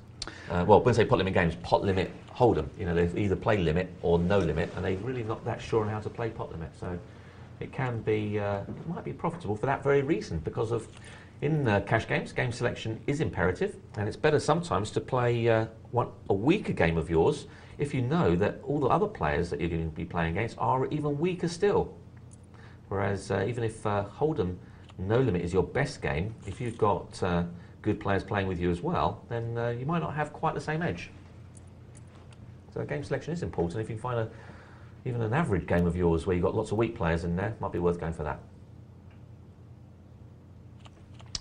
Well, we're down on the multi-table tourney here, and everyone started with 1,500 chips, but the blind's now 600, 1,200, so those wouldn't get you very far now. And the multi-table tourney currently has 18 players left from an initial 261. We're down to 3 tables from 33 starting. The average stack just slightly less than 22,000, and our chip leader is on this table. It's Niliv on the button there. looking pretty healthy there. Very healthy indeed. So they're into the money, Tom, aren't they, with 18 players left. So quite the blinds. There's a lot of play here, isn't there, for a lot of these players? Blinds of 1,200, and they've got 56 and 76,000. That's quite a lot of play for 62,000. Mm-hmm. They haven't got to do too much, have they?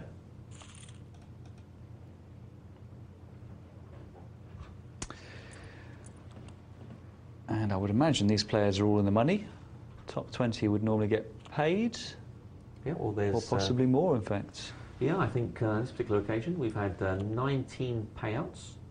So, let me just have a check on that. No, sorry, to the light. 30 payouts. 30 payouts. First 30 all the way down to 21st got $18.27 for their $11 investment. The players who came in 20th all the way through to 11th are going to get, for those of them that haven't got there yet, are going to get $23.49. 10th will pay $32. I'll just round these up or down accordingly. 9th will get $46. 8th, $65. 7th, $91. 6th gets $117. 5th gets $156. It starts to move up quite substantially now. There's about a 30% increase in the amount of payouts. So from 156 to 4th, which is 208. A nice big increase again from 208 all the way up to 3rd, which is $300. 2nd gets $456, and 1st gets $717. So that's a pretty healthy payout for a $10 freeze out, isn't it? Not bad for a day's work. Yeah, it can turn out $707 profit. Pretty good. And Gumani in danger of making a mistake here, but Absolutely. perfectly understandable. He's in good shape against the sevens, but he's made a correct call. Well, correct call under the circumstances, but possibly a little loose. I don't think that was a good call, personally. Danger of domination is too high. Yeah. Danger of domination. You're not beating an awful lot. And you're calling. That's the main issue. You're calling. You're not raising. Raising with a king queen is a different kettle of fish. But calling with it for most of your chips worked out okay on this occasion. I suppose there are times when you do have to gamble in multi-table tournaments. I'm not sure that's the one I would have taken as a gamble. I would have preferred to gamble on a flush draw or something along those lines, rather than that kind of gamble.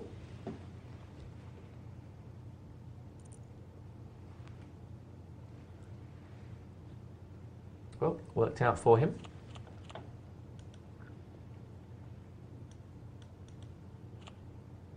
Another player bites the dust. As you can see on this particular table, there are 6 players left, and we've got 6 players on the other table too, so 12 players remaining.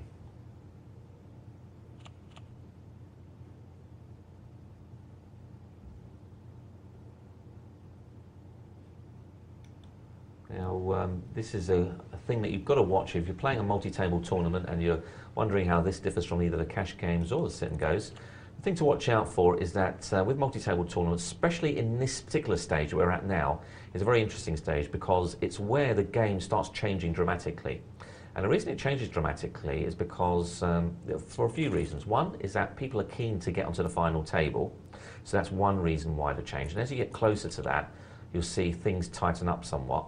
Also, the fact that that is happening, by the same token, what you're also getting is you're getting a reduction in players on your table, because at some point you're going to have, this is an 8-handed final table, which means that you're going to have at some point a table of 4 players and a table of 5 players.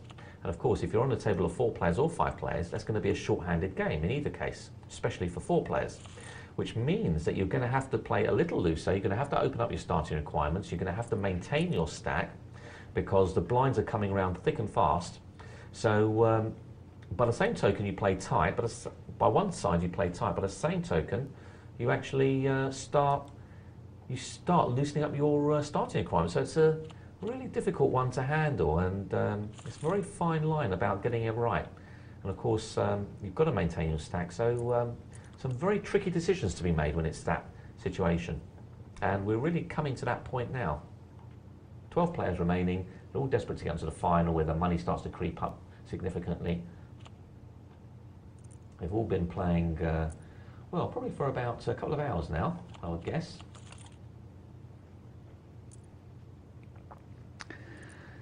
Niliv doing the dominating, but oh, now that's a nasty card for Peltzer. And 16,000 the pot. He's going to take a dent here. How much?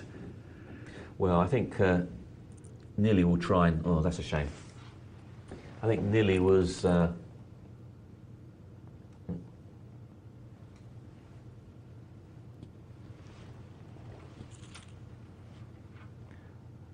Well, Nili takes it down. He's got the dominating ace, king.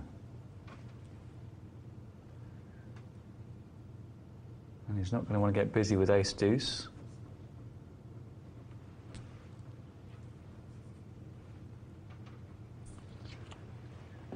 What about a7? What about a7, Mark? Yeah, a7's great. What a top hand. No, it's a throwaway hand in that situation. Most definitely. But he decides not to. And it's worked out okay for him because he's got position. Although, look at that, he's got no money.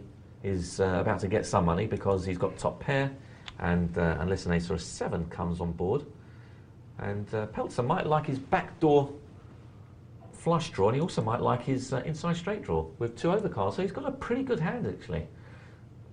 He might decide that it's worth, it might be worth 10,000 to him to gamble on that kind of hand. Let's have a look. God, no man's going to shove his chips in, I'm sure. And Peltzer is now committed to the pot. He's got 6,000. He's getting 2 to 1, and yeah, it's all gone in. And barring a miracle, oh, look at that! He hit it on the end. He hit that inside straight that I was talking about. How nasty was that? Well, he was getting good odds once he had committed himself to putting in 3,000 of his chips. He wasn't going to be pushed off it, and I don't blame him. He had 40,000 in chips. He could take... that's a kind of gamble I don't mind taking. You're up against someone who's got only 10,000. You've got a couple of curious draws, backdoor flush draw, inside straight draws, plus 2 overcards. It's probably worth a little bit of a gamble. And it's good night to him. Well, let's have a look at some emails then. We've got one here from Julie saying, how often can you rely on the near nuts to hold up? In my experience in cash games, when I've had hands like trips, straights and flushes, and I've lost lots by someone having a better hand than my own very good hand. What is the best way to play the near nuts? Now, this is a good question. It's not just a bad beat story. Otherwise, I'd have chucked it in the bin. The thing here, Julie, is you've got to bear in mind that once it becomes apparent that your opponent should fear that you've got the nuts, if he's still betting at you, he's got it. And generally, when the betting gets to a certain point where you clearly look strong and the guy is still raising you, where he can genuinely fear that you could hold the nuts, if he's still raising you, he's got it. There are lots of hands he could have called your last bet with, but which he wouldn't raise for fear that you hold the nuts. And that's where you lay it down, when it looks like he should be scared of the nuts, but he's not. Am I right, Mark? Yeah, I think sometimes what happens, though, Tom, is that a lot of players, what they'll do is they've got an excellent hand, and the problem being is that they're trying to slow play it. So what they're doing is they're betting small amounts, which look particularly weak, which is what they want to do. And yet they're not, because they're only betting small amounts, they're not looking particularly strong, so they're getting raised and they're thinking, well, I've got the best hand. So I think what happens, though, what really should happen in effect is that someone would actually bet the best hand by betting it strong, and then they get re-raised and then they're getting an answer back, aren't they? But a lot of people don't, so they don't really believe that, hold on a second, I bet it like I've got a weak hand, and yet it's not. Know how strong you are. As long as you know how strong you look, then you won't make the mistake Mark is talking about there, putting down the best hand. We've got some more emails. We're going to have a look at them after the break. Don't go away. We've got lots more Poker Night Live. 2 commentators on board now. We know we'll see you in a very short time for more of the same. See you in 7.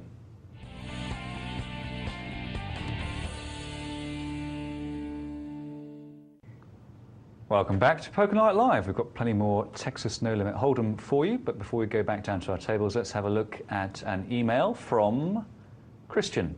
Hello, Christian. Hi, Dr. Tom and Mark. He says, I've been playing smallish stakes no limit ring games and sit and go tourneys for a couple of months on large sites, mostly populated by American players. You probably know the sites I'm talking about, the ones where the chat box reads like a high school slanging match. I'm not sure you can use that fact to distinguish between the poker sites, in my opinion. I generally seek out games where the player's loose and there are a few crazy wild donators. Good strategy. I'd like to know whether you think it's possible to be a winning player by playing quite an unimaginative game, particularly at these tables. I play about 20% of starting hands and consider myself a tight aggressive player. I wouldn't say I only play the cards. I'm happy to make steals and continuation bets at opportune moments, but I do find it hard to risk all my chips on marginal calls, especially as I have trouble getting good reads on a lot of my opponents in these games. I am certain I fold a lot of winning hands as a result, but I'm uncomfortable with high variance. Is it essential to make extremely clever plays and creative moves, or can sound, solid play produce a positive expectation? Well, that is a very articulately expressed message. Thanks a lot for that, Christian, and it's a sort of concern that many players are going to have. And you've identified some possible weaknesses in your own play in that regard. What do you think, Mark? What sort of stakes is this going to work at?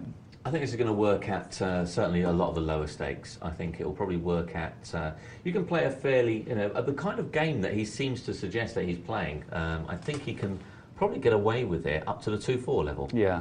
I think once you start going to 3-6 or beyond, then I think you're going to have to start correcting some of those flaws that you perhaps pointed out in your game of where people are making steals off you, because they'll be doing a lot more of that at the 3-6, 4-8 and 5-10 games and above. But in terms of can you get away with playing, if you've got game selection, which you obviously have, if you've got game selection and the guy's picking out the right games with loose, wild players, then you might as well just continue to play at those levels and pick your game. Because I'll be frank with you, it sounds like there's potentially more money to be made on those games than there is, a good sort of 3-6 game. And less work because you can play your cards. Yeah, you'd be better off playing perhaps 2 tables at that level. Move around, Christian. That's the other. If you're going to play solid cards, the secret is not to stay in one place too long. Play maybe. You're not using reads on them. You admit it yourself, but they will be using reads on you. So stay there for maybe 8 or 9 rounds of the button and then move, because they will be getting more advantage the longer you stay there. But if you're playing solid cards, they don't know that when you sit down. Only you know that. So you're going in with a basic advantage against them. But move around, move tables, move sites. Don't let them get a read on you. But certainly, I mean, it's one way forward. You're never going to be Gus Hansen. You're never probably going to win the World Series playing like that, but you're going to have a lot more money than most poker players. Yeah, very good point. Yeah, you don't need really to get too creative, so don't think that's a big flaw in your game. At those kind of levels, it really doesn't. You don't need to be overly creative. You can get away and win a lot of money by being disciplined. I've seen a lot of people do well. It's only when they want to get up to the higher levels, if they do really want to, go into those levels, then you need to start adjusting your game. And you must learn to love variance, because wherever you go, you will find it, unfortunately. Yeah. Let's get ourselves now down to the final table of our multi-table tournament. Well, that's a good question, actually, because he picked up a lot of things. He's only been playing a couple of months, and he's picked up a lot of useful information in that time, hasn't he? I mean, he's noticed the fact that if he starts making some of these calls where he thinks he's winning, but he's not totally sure, that he's going to get a lot of situations where it does cause a much higher variance. So, that's very well point out. And I don't think you need to. If you've got limited bankroll, why create the extra variance for you? You might be losing 1 or 2 points, perhaps, but wait till your bankroll is bigger. That way you can withstand the variance. Well, here they are, all 8 finalists. They're all rich beyond their wildest dreams, because it only costs them $11 to sit down, and they are guaranteed $65.25, which is 8th prize. And for those of you wondering who we saw just before we left you, we saw Got No Money go out with that. With the hand, I think, where he was up against the inside straight draw and backdoor flush draw with the 2 overcards. So he went out in 12th. Aspergren, who was, I believe, on the other table, he went out in 11th. Rukoil Biko, said that right? Went out in 10th, and Gregu, what are the names they've got here? They're really trying it here, aren't they? Gregory Manu went out in 9th, $45 for him, and like Tom said, next person out will get 65 buckaroonies. Manu's a national park in Peru. Do you think he's from Peru? Oh, of course, you've been to that part of the world, haven't you? It's possible. Actually, it's Maru. Sorry, it's not Manu. Oh, in that case, you've dashed my hopes. Yeah. You're just showing off now that you've been to Peru. No. No, not at all. I don't want to talk about monkeys.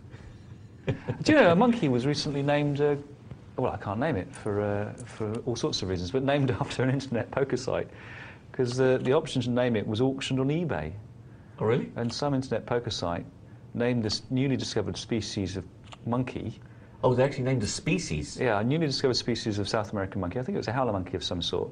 Is now called, well, I can't say it, but it's named after a well-known internet poker site, with the proceeds going, I assume, to some sort of biodiversity charity. That's pretty awful, isn't it? I've got to say. Well, I've got to say that is pretty awful to name a species after a poker site. You know, I can understand naming a monkey after a poker site. At least it'll all be over in sort of 40 years or whatever it is. But to name a species. Well, the way they're cutting down the Amazon, it will all be over in a few years anyway. So put the money in the bank. Okay, that's a good point. What do monkeys live for? Is it 40 years? No, that would be a pretty good innings for a monkey. Oh, would it? Yeah, okay. Even a zoo monkey would be stretching that. Sturgeons, maybe. Okay. So we're on the final table. Still a tentative game for a lot of players here, because the blinds are not really damaging to really anyone at this stage. There's 8 players, so we've got a full table. The blinds aren't going to come round very quickly. So even if you've got 20,000 like El Pig and Lee, you've not really got a great deal to worry about at this stage. You can still afford to wait. In this situation, I'll probably be waiting for a nice hand to make a move with. I probably will make a move with it, but I will be waiting for a nice hand. I might try the odd.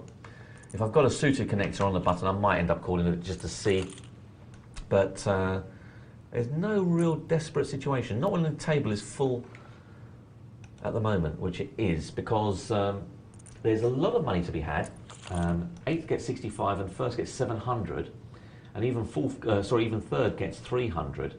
So if you can somehow manoeuvre, once again, if you can let 2 or 3 players do damage to themselves and knock each other out, then you can be in a good situation whereby you've only got to climb 1 or 2 more places for some decent take-home. And that's how I'd look, I think, if I was on a short stack, that's how I think I would be looking to play this. Sometimes when you've got a big stack like a Strawberries or a Tigru, you feel, or a Niliv,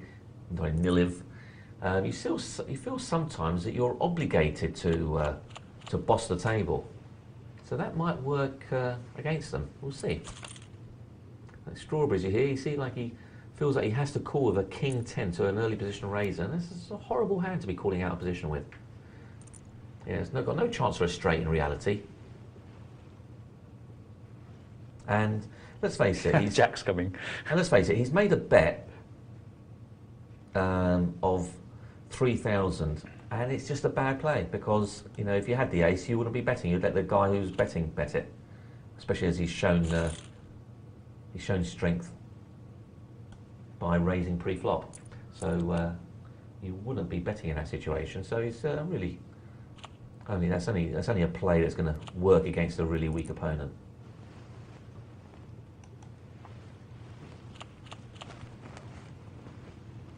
Well, Strawberries, or a very strong opponent, because a play like that would work against a strong opponent if you really did have it, because it'd be like a double bluff scenario, but I think we're getting too technical now.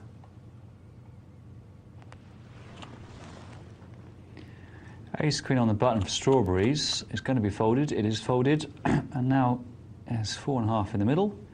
Neither player has a huge amount of chips, so the implied odds that Strawberries can experience are curtailed, which should increase the reason for just picking up the blinds there. He's called his queen, and El Pig has called a king.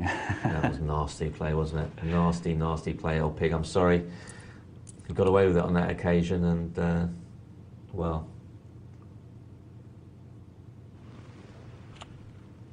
There was a bit of luck there, really. Old pig should have been counting his $65 there.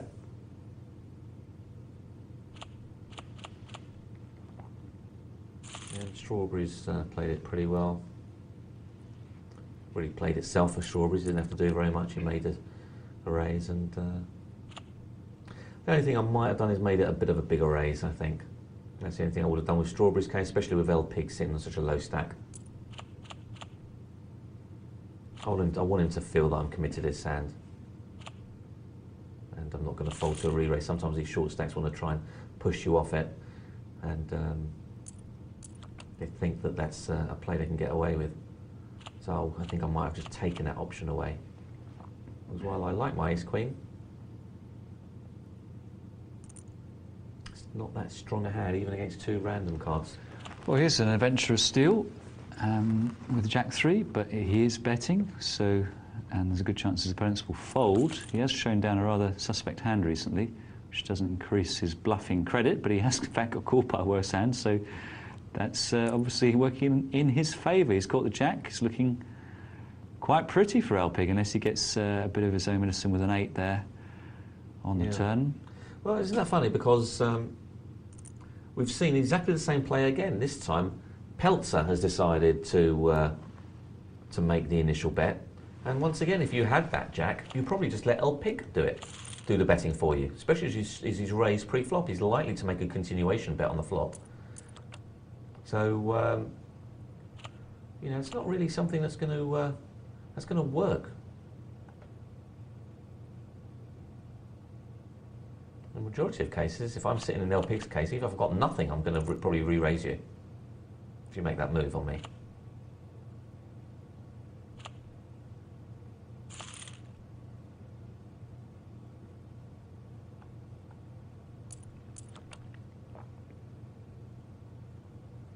Well, interesting development here. What's Gumini going to do? Because early position, pair of tens, probably wants to put in a significant bet, and that's pretty significant.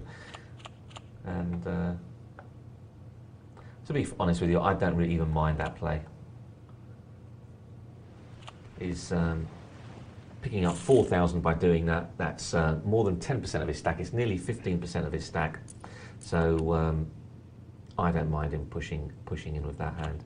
I don't want someone to think they can bully me off it with their rag aces, with their ace tens or ace jacks. I'd like someone to be the caller in that situation if they want to call. Quite happy to add the 4,500 to my stack.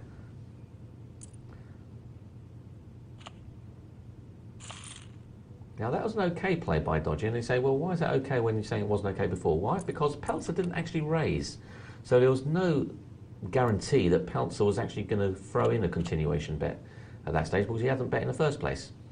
So you taking the lead in that situation is quite okay because at the end of the day, you only got a queen. You've got a queen with a weak kicker. So I think it's totally right that you actually make the initial move. Unless you've got strong indications that Peltzer is going to raise. But after a while, Peltzer might feel that he's committed to the pot and he might call you down and he might get lucky on you. So I think in that particular situation, it's good to bet out.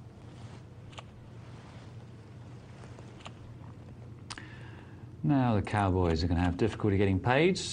He's put in 12,000. One of the nice things about betting 9 rather betting 3 big blinds rather than 4 throughout the last hour or so is that when you pick up a nice hand and you don't mind a caller but you want to charge them a price for coming in, you are more likely to get it if you're putting in that 3 big blind raise rather than the 4. But if you put it in suddenly putting in 4 big blinds raises hitherto, then it's going to stand out like a sore thumb. Yeah, I think he played it too strongly there. I think it's definitely a hand that you want someone to get involved with. It's a chance for you to get a lot of chips, to make a strong presence when the blinds are fairly low, and that could be the hand that takes you into the top 4. And instead, all he's done is just taken the blinds 4,500. I can understand if it was jacks or below, but to do that with kings, aces, possibly queens as well, I think you just you need to get more than just the blinds out of it. What do you think, Tom? Or you just Well, if he'd been called, it would have been a different story. I mean, he may have felt paranoid about putting in 9. You never want to put yourself in a situation where you've got a big hand and you think that you'll be called by someone who's read you right. That I'm terrified of doing, because suddenly, if I think I've been read right, I know I can't get a penny out of this guy on the flop, but I'm in grave danger of giving him lots of implied odds.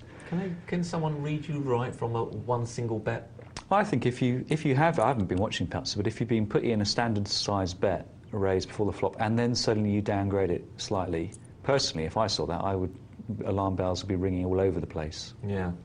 But you see, there's 2 ways, isn't it? Because there's 2 ways you can look at it. You can say, he's doing it because he's got a weak hand as well. Some people might read it as weakness as opposed to strength.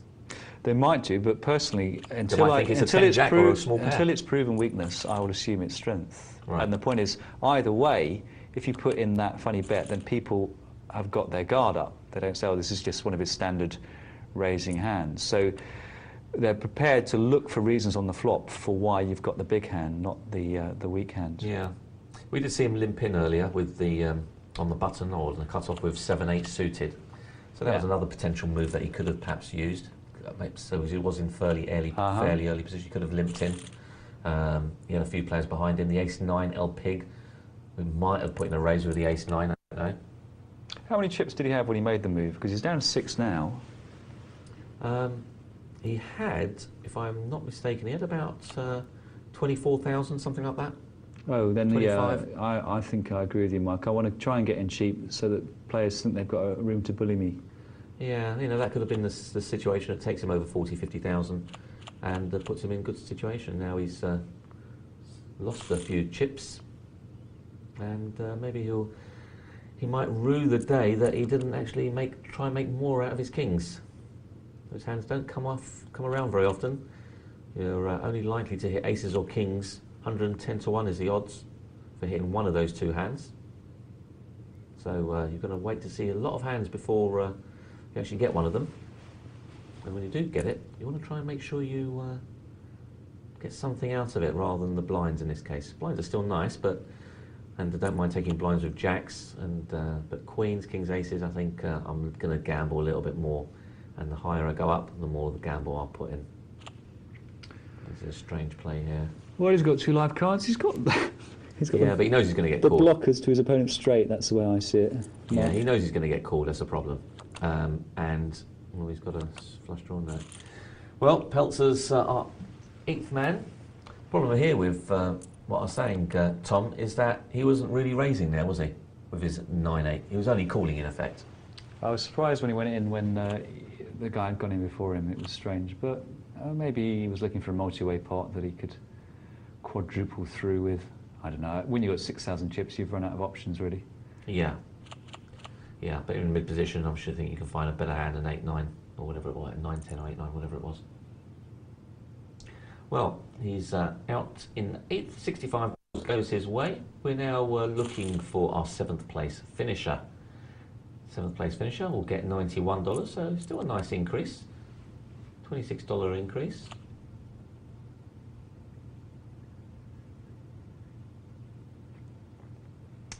Well, a quick reminder of how you can get in touch with myself and Mark in the studio right now. This is a live show, and you can send your poker questions to us. There it is. Text number 62211, 62211, or you can email us in the studio at pokernightlive.co.uk. There's also a wonderful website, pokernightlive.co.uk, with a very lively forum. Very lively forum indeed. If you want a good laugh, then go and look at the thread called Making a Living, where you will see a madman and his conspiracy theories written out in very bad grammar, and some good sense written by our regular forum posters, Snap It and the like, written in very good grammar for why he's clearly bonkers. And in my experience, Mark, forum posters, grammatical meanderings are generally fairly closely correlated with the meanderings of their mind. You're not far wrong, yeah. Well, this is an interesting play here. What's he going to do with his ace-4 now? Well, once again, now if I was in Goomley's position, this is a definite raise for me.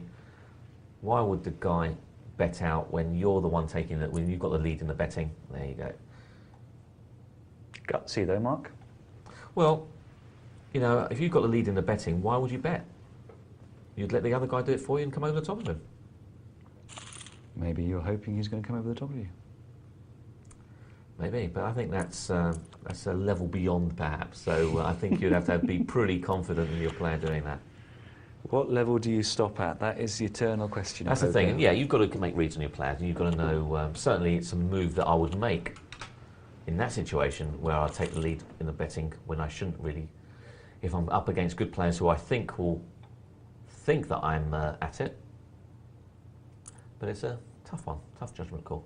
Well, it's going to be difficult for Niliv because he might well believe that his ace-high is winning here. And that's a very good bet by Tigru, but because he's disguised the fact that he's got 3 queens very, very well. And Niliv with ace-high and backdoor flush draw doesn't want to get involved. Interesting, very interesting play that by Tigru. And interesting play by Niliv. Didn't want to fancy a call there. I might have peeled one off myself. Not believing him for that queen.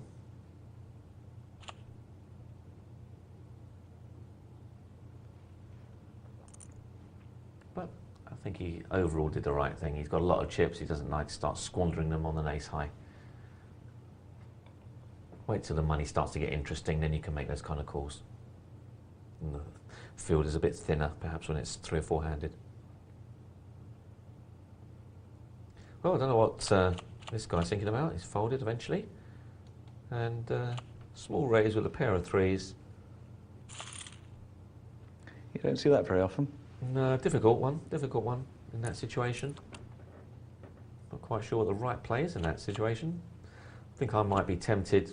I'm one of the lower stacks. I might be tempted just to limp in, see if I can invite 1 or 2 other people. I don't really want to get re-raised. That's the problem with a pair of 3s. I don't want to throw away 6,000 on my chips when I've only got 39.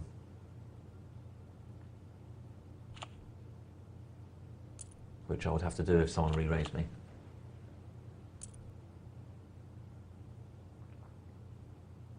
Well, now this is actually a good stealing opportunity here, but he's because now the pot was significantly bigger, worth perhaps making a steal, but it's worked out good for him because he's, well, this is curious. That's why. Unfortunately, there was nothing really for anyone to grab onto. If there was a couple of picture cards in there, then perhaps a bet would be good, hoping that someone had one of those picture cards, or an ace, of course. But when you're looking at all 3 cards lower than a jack, then there's a good chance that your opponents have missed. So I think I might have let them have a free card there. It's a bit more risky, of course. Doesn't mean that you're giving people a chance to draw out for nothing. But those are the sort of hands you want to try and get paid on. When you hit your set and you want to try and hope that someone catches something. You want some people to catch up.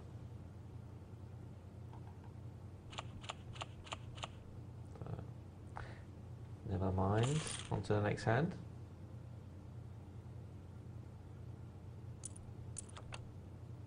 Well, he's manoeuvred himself into 3rd position at the moment, has strawberries.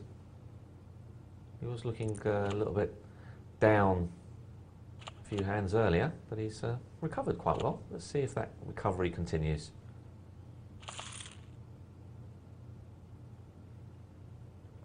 Only got 2 people that out-chip him at the moment.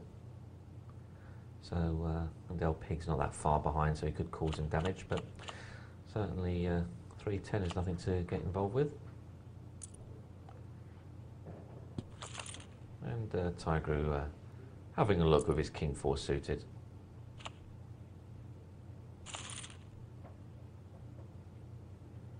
And we've established that Niliv is a player that isn't going to take that many risks He's playing fairly conservatively. That's not to say that he won't adjust his game as time goes on. But certainly at the moment, he's thinking to himself, there's 7 players left. I don't really need to get involved with calling with dubious type of hands. And that's a good strategy. He seems to be working well for him so far.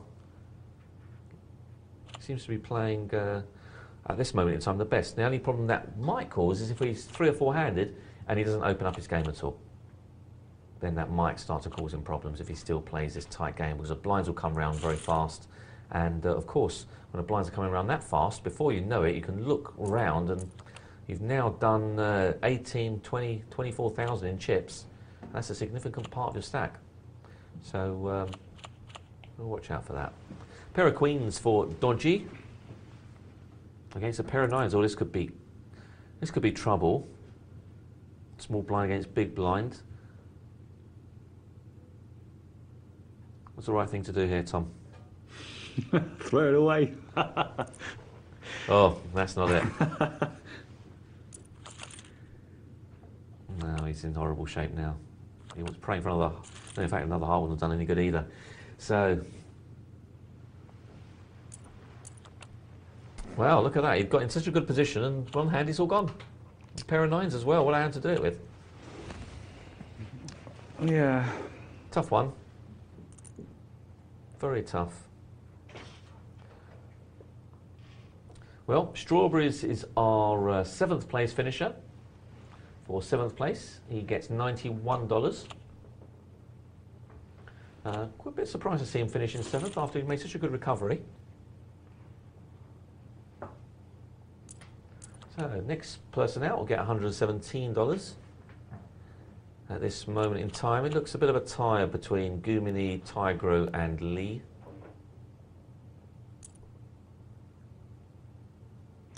That's an interesting move. I mean, I sympathise with him because he's picking up, he's increasing his stack size there by 20%. Yeah, well, 15 to 20%. So I think that's certainly one move he can make. Of course, there is an argument for saying that he will get called there mostly by pocket pairs, which are slightly ahead, and maybe by his queen. But that's a pretty specific hand to get yourself up against. I think some people. Well, yeah. I think the likes of. Now, he was on the button now, wasn't he? So we already had Dodgy, Geordie. So the only ones to call him would have been, the small blind and big blind. Perhaps they might have called him with ace, jack or ace 10, Tom, thinking that is a button still.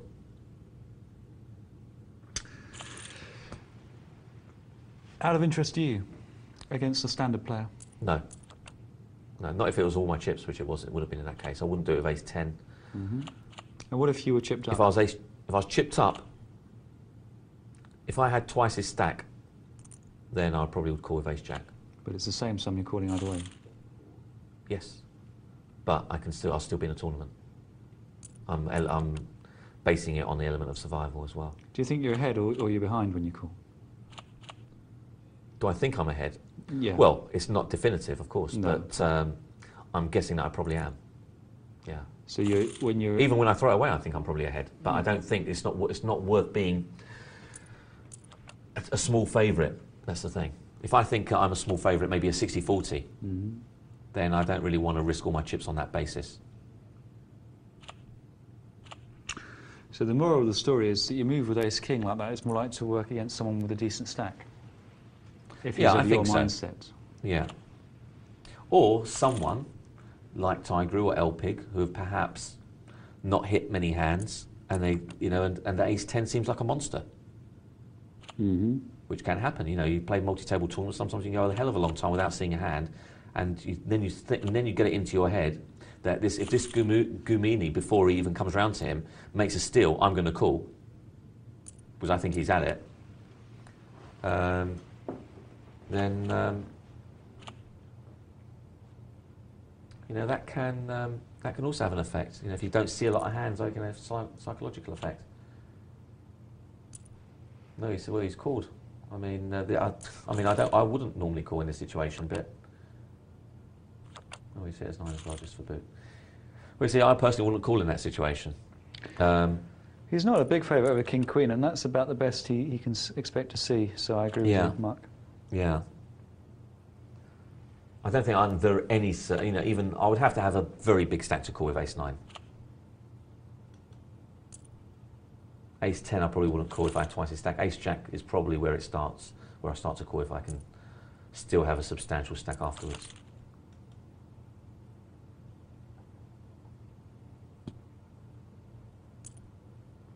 Well, we've got a bit of information there then. Tiger doesn't like putting hands down that easily. So he might be one to pay you off later, worth remembering. So, Goo Mini has got that $117. He started off putting in $11 into this tournament, was given $1,500 worth of chips, and built it up nicely. Unfortunately, it's come to an end now. He's now in 6th, out of the game, and he's got $117 for his trouble. So, good game for Goo Mini. Always difficult to make these finals. There was 261 runners, don't forget, in this tournament. So to come down to the final 8 is very, very good indeed. So we've got Dodgy Geordie, who's in a very good situation at the moment. He's chip leader. So let's see what kind of stance he takes. We see him a lot on the sit and goes. Yeah, I haven't come across him before. Of course, with all my trips and being away, I haven't been on too much recently. So maybe he's made an appearance while I've been away. Well, look at that, he's hit a straight. Oh, so is old pig. Tiger's not going to be happy about that, is he? He might as well go all in and just hope that that El Pig has missed something. He hasn't, of course, but You've got not much room to move. No. But I have seen that hand being put down once. I think I've mentioned it before in Barcelona in a cash game. Did you call for a collusion ruling? No, the guy was just I knew they were just a muppet, and who was it that did it? I'm trying to think. I can't remember who made the move. It was a well-known player as well. It was it Dave Colclough? It might have been Dave. I don't know. No, it wasn't Dave. I can't remember. I remember afterwards, but it was made a move, and the guy didn't realise that the board was. I tell you what, I would look very carefully. I would be more than happy to say, is there a pair and is there 3 of the same suit? And then I call, but I don't mind having a little look. No, of course, you've got to have a look. Yeah, I would do exactly the same.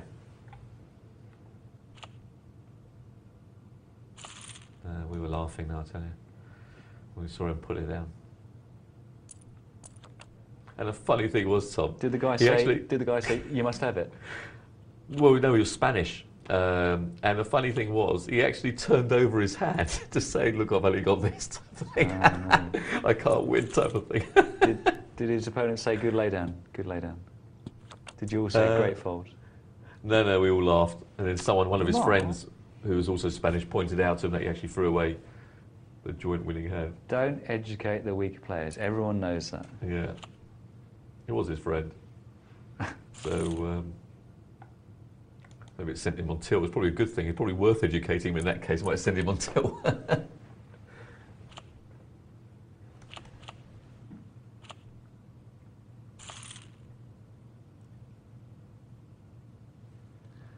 So we're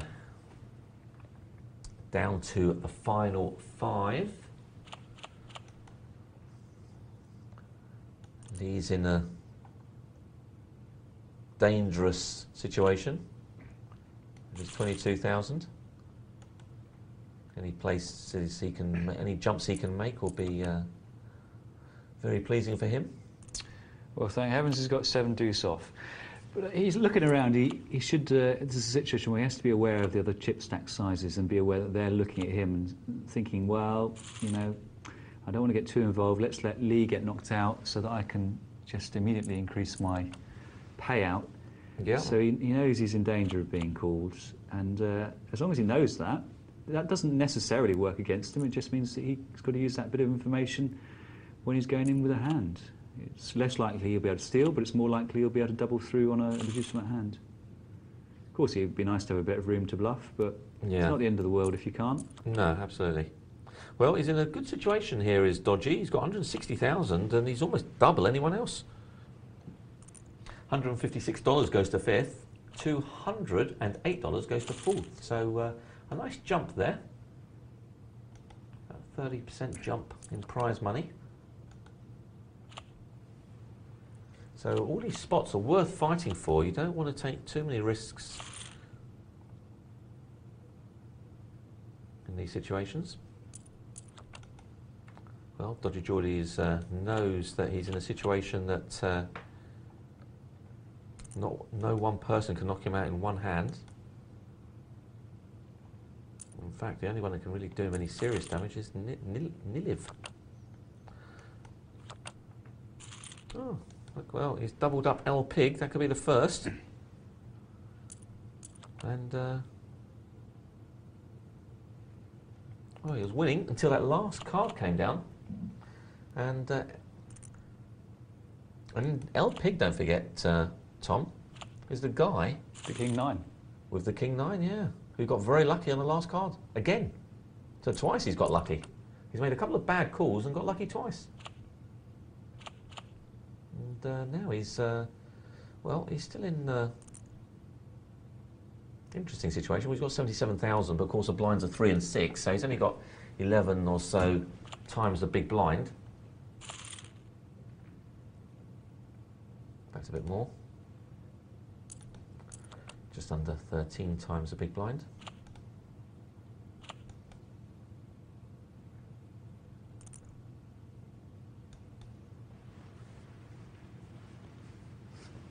So Dodgy seems to have recovered from that situation, hasn't sent him on tilt, hasn't been playing lots of hands.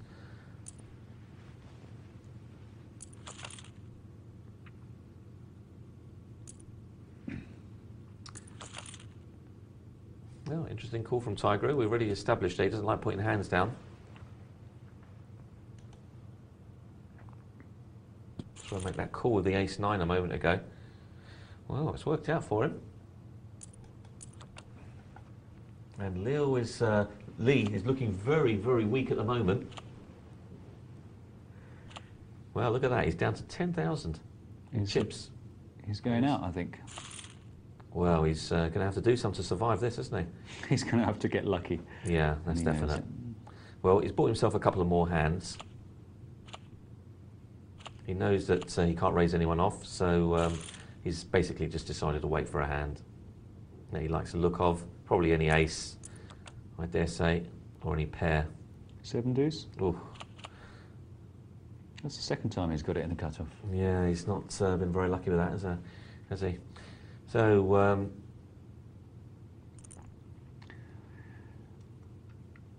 well, Lee's going to like this if there's a... that confrontation is going to close... Oh, Dodgy Geordie calls. Oh, dear. He wanted to try and make him pay for last time, didn't he? Oh, that was a horrible call. A7 for such a big portion of chips. And Lee must have been thinking when Dodgy Geordie called, fantastic, Dodgy Geordie's trapped L Pig and is going to knock him out and put me into 4th. But it wasn't to be. Dodgy Geordie was just calling with junk. Well, look at this. Lee's all in, but he doesn't realise that he's walked into a monster. A whopper. Yeah, he's going to... it looks like Lee might be our 5th place finisher here. 9-10. 9-10, are they live, Mark? I didn't see what Dodgy folded. Oh, he's got a jack. Oh, he's got an 8. Oh, there you go. It's easy, isn't it? Well, this is like Outdraw City here, isn't it? We've seen L Pig do it a couple of times. We've now seen Lee do it a couple of times. And Dodgy is thinking, so look, everyone's outdrawing everyone apart from me.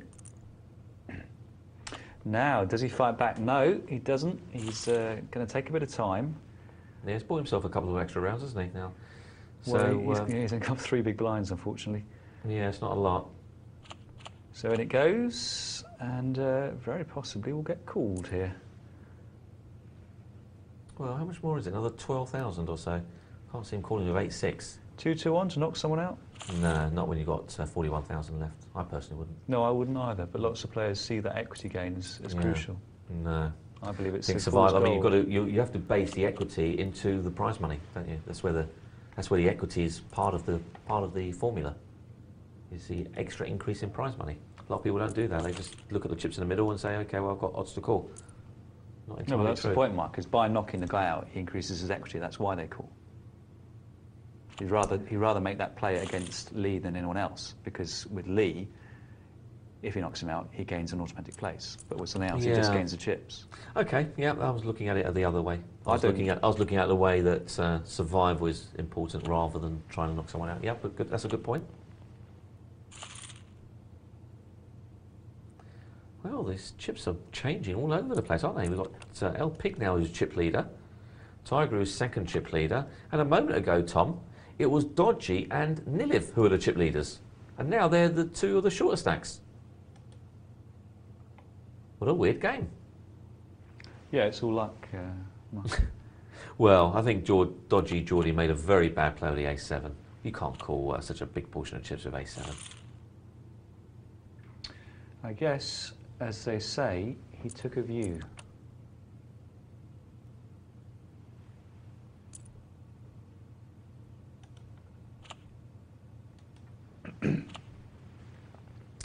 Those are nines that were responsible for a recent fatality. In exactly the same circumstances. It was Dodgy Geordie pushed all in with a big pair and the nines got knocked out, but this time it's the other way around. Dodgy Geordie's pushed in with the inferior pair and it looks like he's gone from 0 to 0. He's out. He has, that's incredible. Tommy had 160,000 chips just 8 hands ago, 10 hands ago. Incredible. And he got and the 2 hands that knocked him out, that really in effect knocked him out. King 5, I think it was, and A7. I mean, what a couple of hands to get, to duel your chips with, really. I couldn't say a player was bad because of the cards. I'd have to say the situation was unfavourable. Well, they're unfavourable because of the cards, perhaps. You need a very favourable situation to play with those cards. Yeah, absolutely. Absolutely. You need someone, okay, the King 5 slightly better, but at the end of the day, he called a bet. Now, how much was in the pot when he called, I don't know, because he'd made the initial raise, and I think El Pig went over the top. But, so that might have been an okay play. But look at that, the way it's worked out for Tiger. It's on the big blind with 6-9, and he's praying to get called here. But look, he's got an up and down straight draw now as El Pig. Now there should be a... Oh, he's just called. Wow.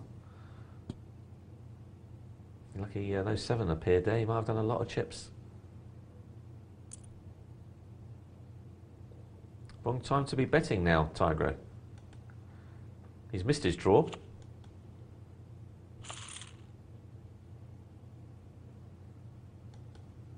Well, we're down to 4. As you saw, Dodgy Geordie went out in 5th, and he got $156 for his money. Next person to go out is going to get 208. That's the 4th place finisher. And for those of you wondering what the next place is, 3rd will actually get 300. Second will actually get 456, and first gets 700. So we're talking about big jumps in prize money here. So you don't want to do anything too silly. And this time it's a battle between, look at these 3, Tom, they're all very similar in chips, El Pig, Tigro and Niliv, and poor old Lee. Now this might work to Lee's favour, actually. Well, they're probably going to call him here. I think they've got so many chips behind them. I think they might get both calling him. Oh, I'm surprised they didn't call Tigro. That was an automatic call, really, wasn't it? Maybe he's been raised off those situations by El Pig on a previous occasion, Mark, and isn't going to give El Pig the satisfaction of pushing them out when he thought they were going to go into a sort of implicit collusion mode. Yeah. Perhaps. I think 8,000 out of your 125. When you're getting 37,000 return, this is a no-brainer, isn't it? You go in with 7 deuce. What if it puts you on tilt when El Pig raises you out? Well, it wouldn't put me on tilt. I just have to throw it away. It wouldn't put me on tilt, something like that. But yeah, that has happened. Well, Lee's climbing up a little bit. He's still in a dangerous situation because whilst his 30,000 doesn't look that too bad, it is a problem that it's four-handed because those blinds are going to come around very quickly indeed. He's posting blinds twice in every round. And Niliv gets the lozenge for his troubles. And no one can call him there. Simple fold.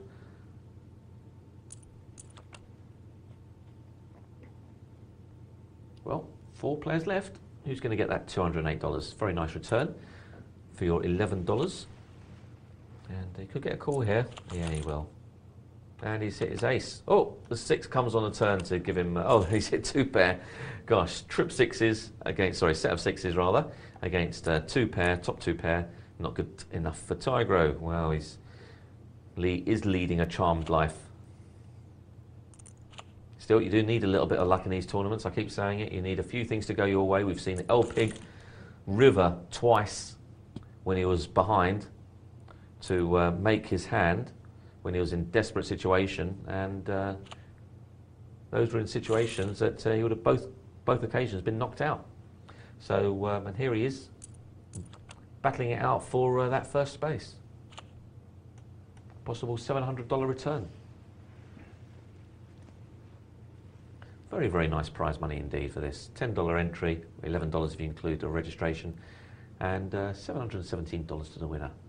71 times your entry. Very good indeed.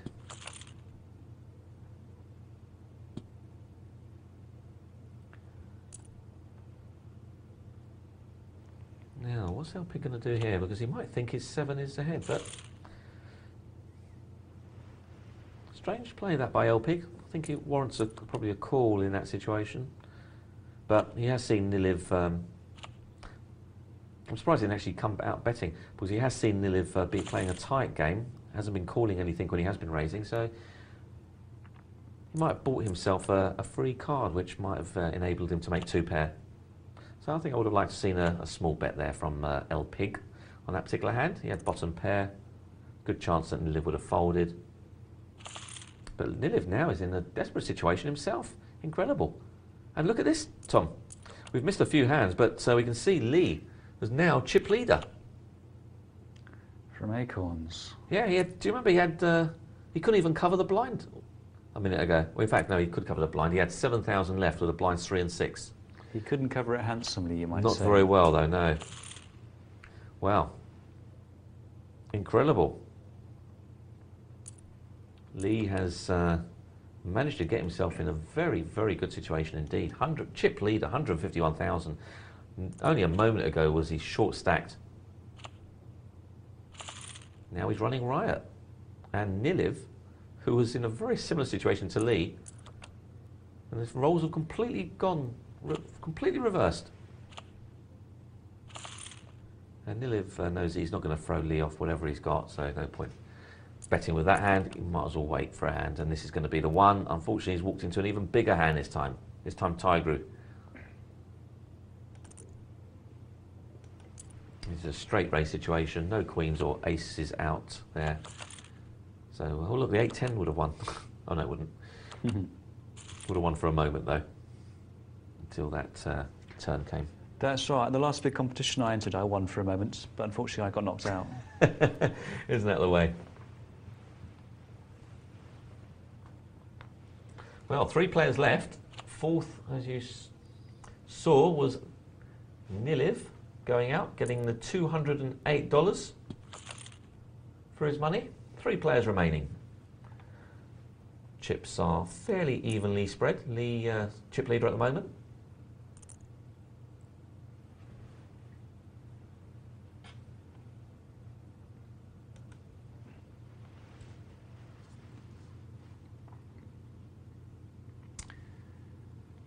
Doesn't look too promising though. He needs the jack to be certain. 10 or the queen are not certain outs, and he lets it go. He does, yeah. Don't blame him really for that.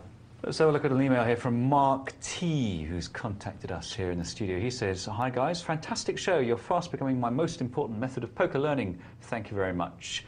It makes me feel a bit responsible, Mark. Does it? Yeah. Oh, you better follow it up with a responsible answer then. Okay, it's all luck. You should always go all in.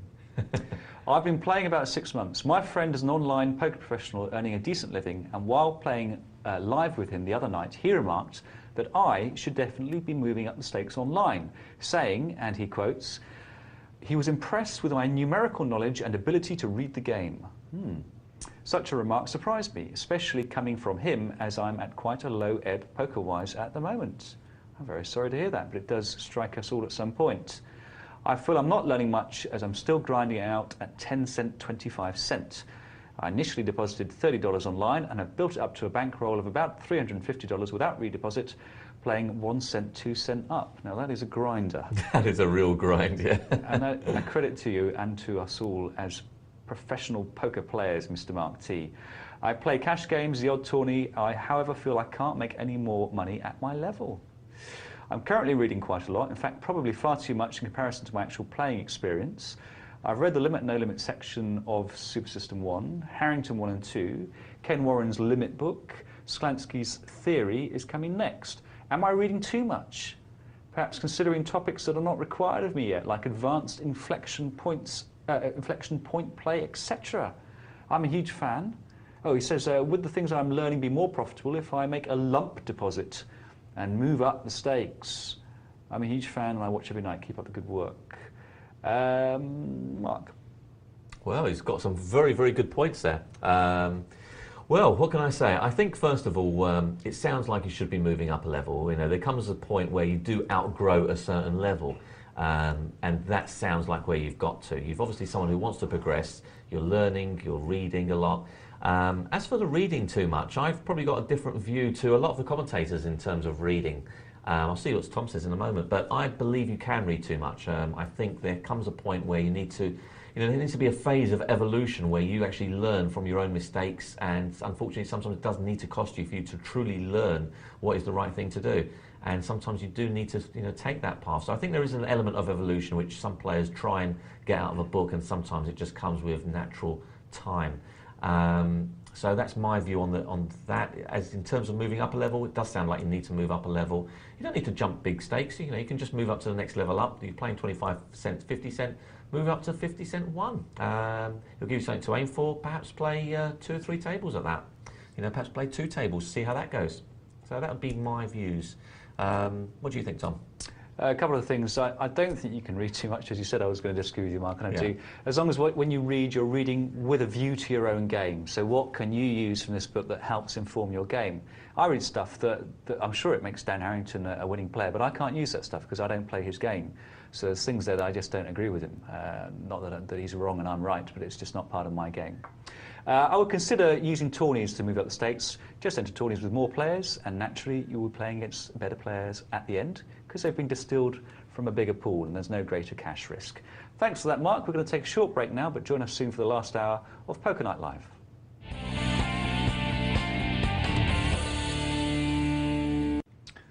Welcome back to the final hour of tonight's Poker Night Live. The emails are still rolling in, so let's have a look at those before we go back to our multi-table tourney. Andy says, dear guys, I was playing No Limit Hold'em, great show. I'd like some advice on a problem I've been thinking about since a home cash game yesterday evening. We were playing No Limit Hold'em with 8 players and I was dealt pocket aces. Where's the problem? I raised and I was in a pot with 2 other players. I was wondering during this hand that maybe one of them has a pocket pair, and if so, they're about 8 to 1 to hit their set on the flop.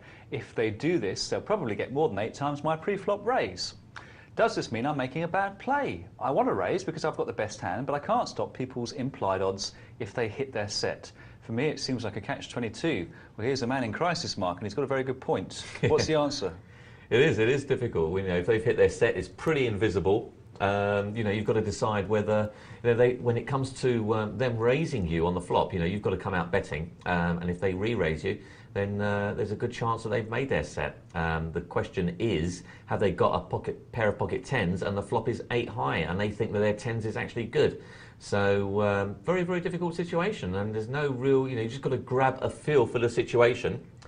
What's important is how you perceive yourself amongst the other 8 players, the other 7 players. So if you perceive yourself as as the strongest player there or the best player there, you may want to lay down, you'll be more inclined to lay down your aces if you get strong opposition. Whereas if you feel you're one of the weaker players there, and all the other players are better than you, then you might want to make a stand with those aces. Very, very tough though, but that does come to factor into your decision making. Yeah, it's a scary fact, as you say. If you've got more than 8 times your initial raise left in your stack, then you are possibly going to be a victim of implied odds. But just remember, they won't always have a pocket pair. They can have lots of other hands. So they need not only to have a pocket pair and then catch that 7.5 to 1 shot of catching it. So to be honest, when you've got aces in tournament play, unless you're convinced you're up against a set, you may well be up against a lower pocket pair or someone who just won't put down a top pair on the board. So it happens, Andy, it happens. And it's more of a problem in big cash game play than tournament play very often. You ever have thrown them away? Aces. Post flop? Yeah. Yeah, well, but normally when it's been in a multi-way action. Right. Yeah. And one action, if there's not been multi-way action? I must have at some point. Yeah. I can't remember details, yeah. Yeah.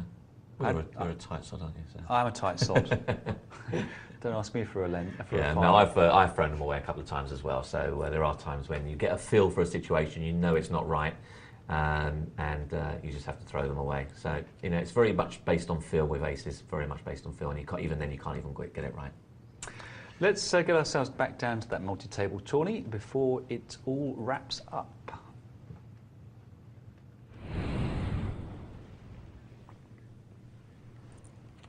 Now we're just going to recap the action from before we took our break. 4 players left. Tigru is doing all right, despite, as you say there, Mark, a few calls perhaps he might not have made, and Niliv is now almost certainly going to be the next player, because he's got to double through not once but really 3 times before he can actually use any skill. Yeah, and he's in a desperate situation now because he's up against a big pocket pair. So fortunately, it's not aces. He's got to hit an ace or a jar. It's all over now. Could have hit a king, I suppose, but not to be. Pocket queens makes set on the turn. That's the end of Niliv, and Niliv goes out in 4th place, $208. Prize money is 300 for third, 456 for second, and 717. So big jumps all the way here. You want to make sure you don't make any mistakes where it puts you in third instead of second or possibly first. Could be anyone here, Tom. We've seen these chip stacks go up and down, haven't we, quite a lot? So He's going to fold, Mark. I've got a feeling in my bones. Oh, this particular hand. But you mean this particular hand? Okay. The winner. Yeah, it could be on. Who do you fancy though, in terms of play? I've seen El Pig take. I think I've seen him win one of these before. He's either winner or second, so he's obviously got what it takes to play short-handed. I've got to say, I feel it is going to be one of the other two. I don't think it's going to be El Pig. I think Tigru's got a good chance. I mean, he doesn't like putting down a hand, and I think you have to have that sort of mentality sometimes where you don't want to put down a hand in tournament play. Of course, there are going to be situations where you do need to put them down, but I think he's probably got good game for the rest of it. And we've seen Lee make a tremendous increase, and from nothing to get to a position where he's a big chip leader. So it'd be nice to see him win, actually, come from that far behind. So I think it's one of those two. But you never know. El Pig was nearly out a moment ago, and look at him now. He's sitting in the top 3 in second position. So very hard to say. I wouldn't like to put my money anywhere on these 3. I think I would certainly need odds if I was to put my money down here. Well, up and down for Tigru. That's good enough.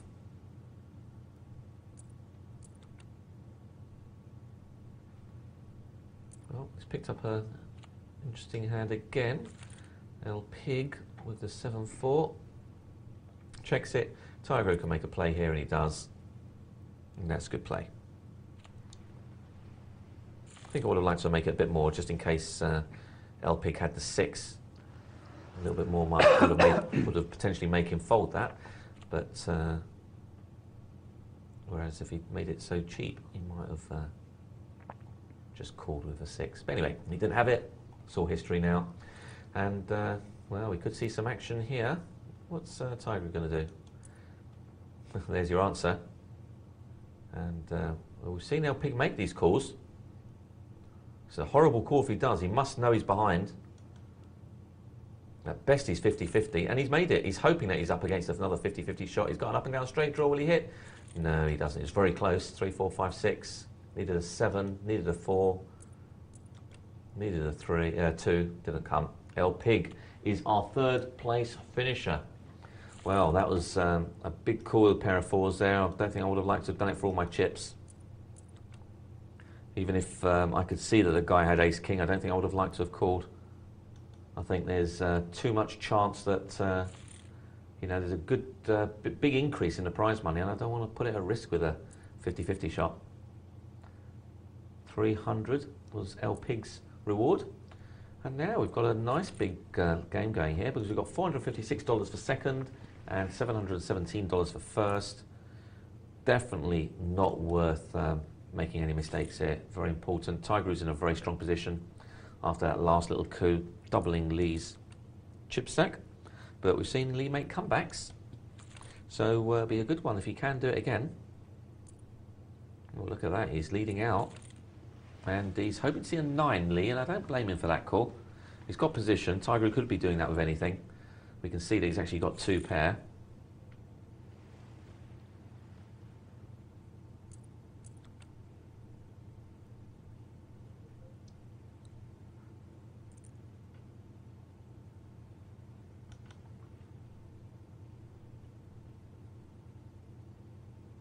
Tiger wondering whether he can get away with a re-raise, and he decides not to try it.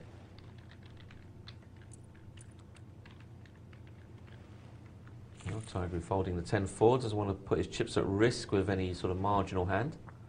In fact, we're not talking about a marginal hand, we're talking about a bad hand, really. Might want to take a little flop with this, and he does. Lee once again picks up an inside straight draw. Not really what he wanted to see there. And Tiger's now picked up a pair, and he's putting a tester bet out there. Oh, look at that, he's hit his straight. Very nice indeed. Problem is, he's got no pay from Tiger. Tries to play it softly there. I think he would have done well to make a little bet out there, but we haven't seen really Tiger make any wild bets. He might stick a little 8,000 tester out there, so that's about all he tends to do, which is good play, because it means that he's never putting much at risk, so the risk-reward ratio is very high.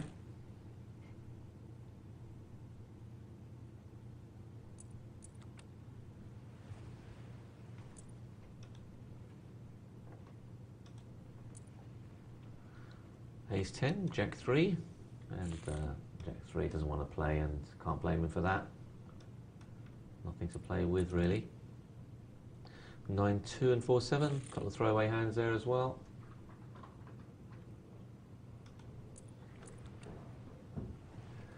And another couple of throwaway hands, and see it backwards and forwards here. But he's fortunate because he's got pretty good ratio blinds-wise. Doesn't have to get overly involved with any particular hand if he doesn't want to. Not in any great rush.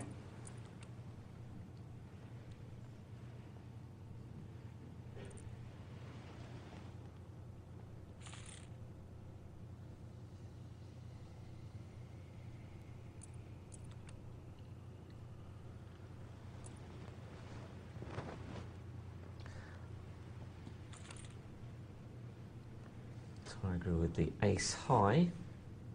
Yeah, might see him put a little feeler bet out here. No, he doesn't want to. He's not convinced that he might do it now, though. Now that he's been checked once. No, he's worried about maybe you've hit that queen. And I'm a bit surprised here that Lee hasn't made a play here at some point. He's been checked, and he's just he's played it a bit too passively, I've got to say. When you get so many checks like that, then you know, you've got to use your position. He had position there. Perhaps, you know, the turn gave him rights to have a go at it, and he chose not to, and because of that he lost that little pot of 12,000, which is a shame. More, 16,000 in fact. Perhaps he feels there that his opponent's got one of three possible hands. One is he's got a pair of some sorts, one is he's got an ace, and one is he's got nothing. And in the case where his opponent's got a pair, Lee doesn't want to bet big enough to push that out. And with the ace, he's worried he might get called, and so he thinks he's better off taking it to the river and showing down, and possibly showing a loser. But he thinks he'll get called by a better hand, and he'll only cause a worse hand to fold. Yeah, I think in the long term that's a losing play in this situation, for the simple reason that, you know, the queen was the card that came on the river. Sorry, on the turn. He could have easily had a queen in his hand and represented that. There was 3, even if you had a small pocket pair, there was 3 very scary cards out there on that board. So you're thinking that it's unlikely that Tigru would call with an ace, say, and possibly even a small pair? Unless it was a tiny little, if it was a small 8,000 bet, then yes. I think he needs to make, there's 16,000 in a pot. I think he's been checked twice. The queen has appeared on the turn. It's obviously a scary card for Tigru as well because he hasn't bet it, and I think if he had a queen, he would have probably bet it. Why not represent the queen and put a pot-sized bet in? It's costing you 16,000 out your 27. I think it's going to work more often than not, so hence it's a winning play. I agree with you. I'd have more sympathy with him if he'd been first to act, but he was in position, and if his opponent hasn't bet the turn, well, it's a very strange slow play there, because Tigru, if he caught the queen, almost certainly would have, or the jack indeed, might well have bet it. So he had lots of information to say he could have taken it. I mean, I think he was probably thinking, well, there's a reasonable chance that I'll show down a winner if I take it to the river, but I think I agree with you, Mark, that he could make it more of a certain thing with a bet. Yeah, I think he's got to make it more of a certain thing.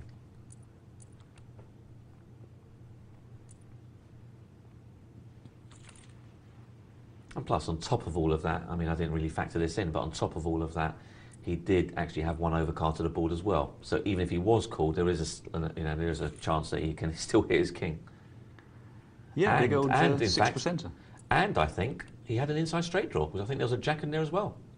So he had king 9. So should have gone all in. He could have. I don't know about that, but yeah, he had an inside straight draw as well. So he had quite a few cards to hit, even if he did get called.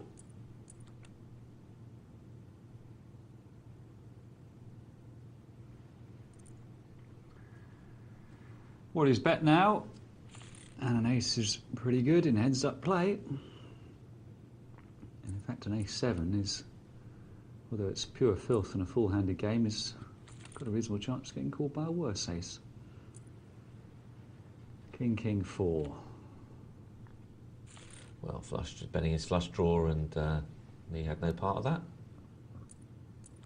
Blinds of 4. Still got plenty of play in this game. It's always nice to see heads up. Usually we see a bit of a crapshoot when watching single table tourneys when they're heads up, because the blinds are so high in relative to their chips. And Tiger might make a play here. No. And Lees won't throw this one away now. It's almost the reverse of the previous situation.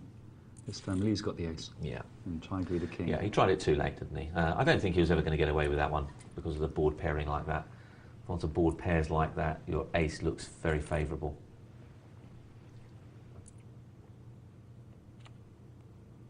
And Lee doesn't want to have a go at that. Tiger does though, and Tiger takes it down. Can't blame him, he had middle pair. Probably thought it was good.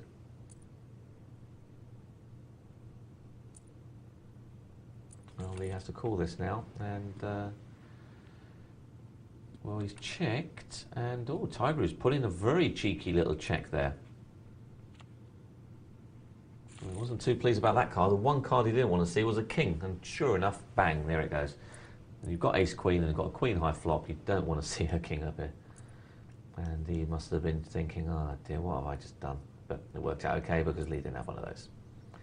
Well, this is going to be a danger, possibly, Tom, but the Tiger is hitting everything at the moment. He can't seem to miss. And, well, Lee, if he hits another heart, he would win this pot, but he does need to hit that heart. And he's wondering, yeah, I don't blame Lee for folding that. He's drawing to the third nut flush. He might really be beaten by a flush. Better one at that. Well, look at this. Tiger can't seem to miss at the moment, and when your head's up and you're hitting everything and you're getting pocket pairs, there's not a lot you can do, Lee. You've done well to survive this long against the guy who's hitting everything.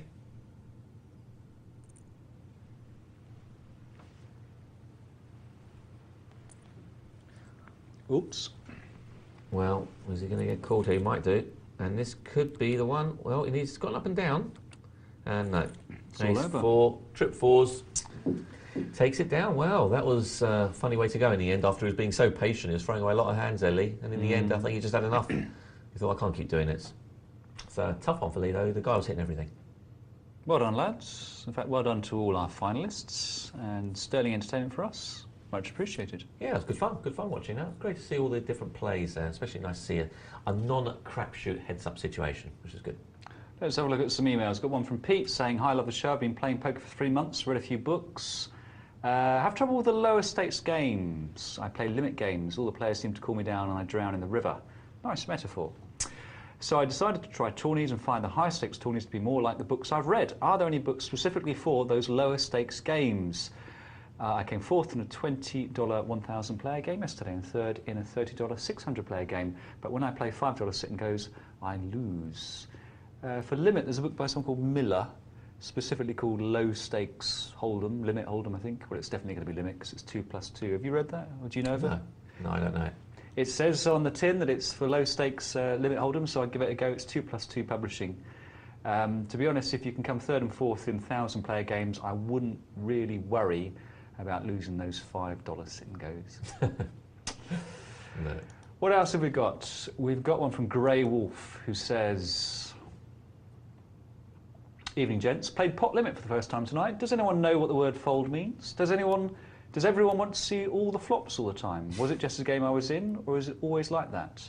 Very different from no limit." We had a similar thing said earlier, didn't we? Yeah. I think you find it is a lot more like that. People don't know the meaning of fold. They do want to call all the time. So it is very much like that. I think you'll find in a lot of games, pot limit is a game of calling. It's very similar to limit in that fashion, even though it's very different. It's closer to a no limit game, but yeah, it is very much like that. And Mr. W says, "What are the rules about talking about hands in the chat box and showing something different? Could it be collusion?" I don't think so. You're not allowed to talk about a hand you folded, but you can certainly talk about your own hand. You're not under any obligation to tell the truth or to lie. Yeah. But you mustn't talk about what you folded. If you're not in the hand, you shouldn't be contributing to anyone's decisions. Yeah. Of course, just to clarify that, you are allowed to talk about your hand that you folded after the hand is over. Yes. But not during the hand. Absolutely. So that's what, just to clarify that. But you should still lie. Always lie in those situations because you have a chance of misrepresenting your hand that you did have. Isn't that right? That's not very nice. You're telling our viewers to lie? Lie, lie, lie. Every now and then you get caught out because the players will work out between them that they had all the cards you're pretending you've got, but still lie. Yeah. Very, very important. And even when you've gone to bed, lie still. Right, quick reminder of the email and text for us in the studio. Text number there is 62211, 62211 to text your poker questions to myself and Mark, or you can email us at poker@pokernightlive.co.uk. Good, right, well that's enough emails, that's enough MTTs, let's go to sit and go. What's it going to be, 10, 50, 20, 100, $10? For you, $10. First level of the blinds. And it's like nothing's changed. Gan there in seat 2, Hoofy in seat 3. Stevie's moved across to seat 1. El Pig, we just saw him in the multi-table tourney. And he's immediately sat down and sit and a go. John the Brick. And Snowblind as well. And there's trip nines for Gan.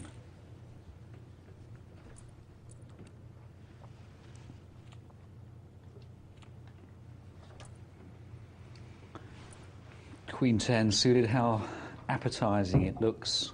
Straights, flushes. Oh, that's horrible, isn't it? I think Queen 10 in early position like that. Live cards? Yeah, I don't. Well, he's got a few chips, I suppose, so I suppose I might be tempted if I had that many chips in this early stage. Not totally convinced I would be, but he's only 2 off the button, I suppose, and he's got those chips. If I just had the standard 1,000 chips, I probably wouldn't. Yeah, he gets around that L-pig, doesn't he? Well, that Hoofy always seems to get that sort of 4 o'clock position, doesn't he? He's been there since March last year.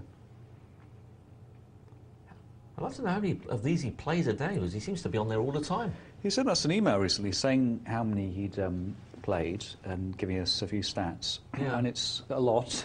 Yeah, because if we've noticed that even when the sit and go finishes and the next one flashes up, he's even on that one. Mm-hmm. So he must, he must play about 10 of these a day. Yeah, maybe Hoofy should come to LA with me. He can play the sit and goes there. He's got a lot of sit and go experience, so he'd probably do quite well. Well, have you got a place with a double rim, a double bed? I mean, I don't know what's in there. To be honest twins. with you. I don't know. It should be hopefully it should be a queen or something. Well, let me rephrase that. So should be a big bed. waiting for you when you. Yeah, absolutely. Let's just clarify that. There's a big bed in the room. Plenty of room for you and the Queen. Let's just forget about the Queen. Okay. Well, the Queen is history. There's no Queen. King. That sounds worse.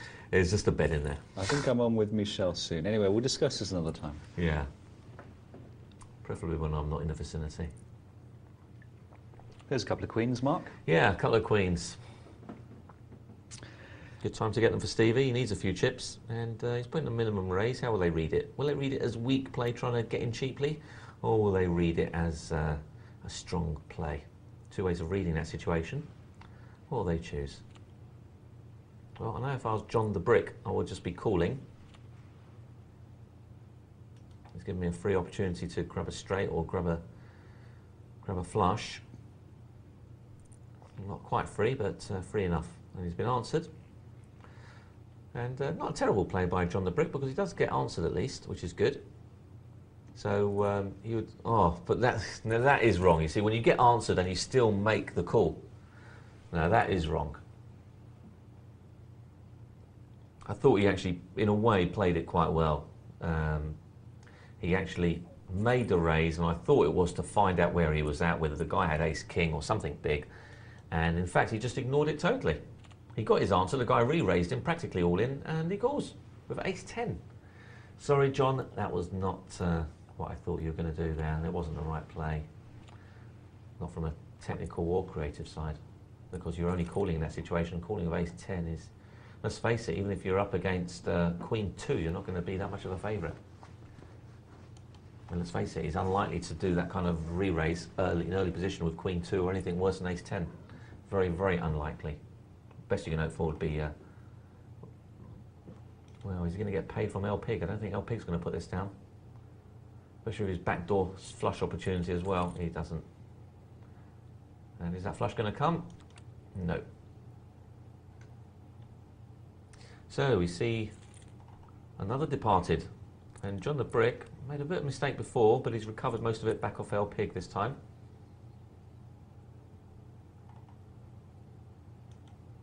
And had he not have made that play against Stevie, he would have been on over 3,000 now. In fact, he would have had, about 3,000 odd chips. So, would have put him in a very strong position, which would have allowed him to play a bit more in the later rounds. When the blinds start to increase, you can take a few more gambles. But of course, that's all history now. Move on to the next hand, and Snow Blind is pretty pleased with his hand. He's got the nut flush.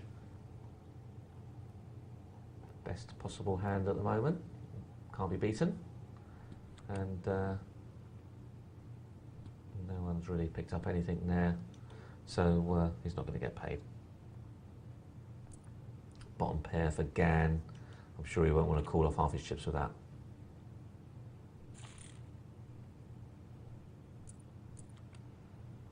We were watching Gan play earlier at the top of the show. Let's see if he can do a little better this time. He got bubbled, poor guy. He did, yeah. He's looking to do a little bit worse this time though, with his short stacked out the 6 players remaining. Still, blinds are quite low still, so he's not in desperate stakes. He can afford to wait a couple of more hands. He doesn't have to go in. He can afford to even, as long as the blinds stay at 40-20, he can afford to actually go through the next blind levels and then decide when to make a move.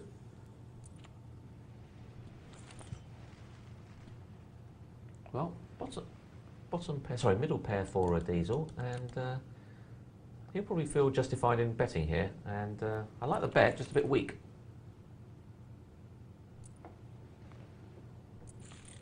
And John doesn't want to get involved. So, yeah, should have made it a bit more Diesel. Very strong possibility. You must have known you had the winning hand there, the best hand. Unlike Lionel's got a 2. Unlike Lionel's got a queen, I would have bet it by now. So, very strong possibility that you've got the best hand. And look, Stevie's got the queens again.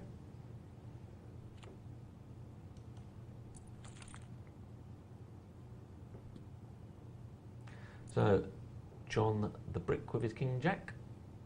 And Stevie's trying to get him at it. And he's thinking, oh, what do I need to get? I'm going to get paid on my queens. And that was not the way.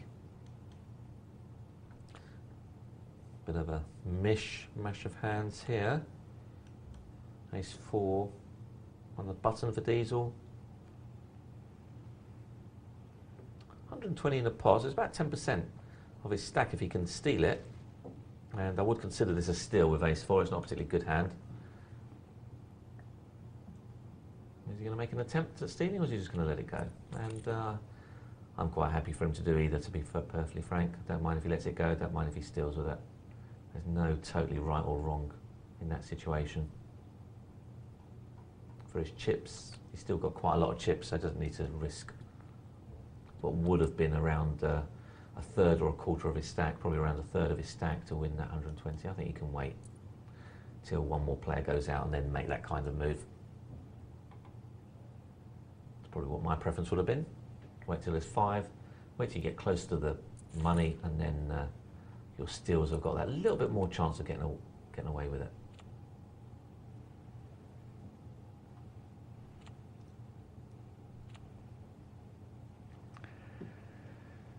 Ace 4 on the button. Same situation, and he has limped, and that is a curious play. And that's a fortunate result. 1 in 6 to catch your ace there on the flop. And also fortunate that no one's got a mystery better hand. So it's worked out very nicely for him, but he didn't take any steps to get this reward. Wouldn't it be funny if he got pushed off it now?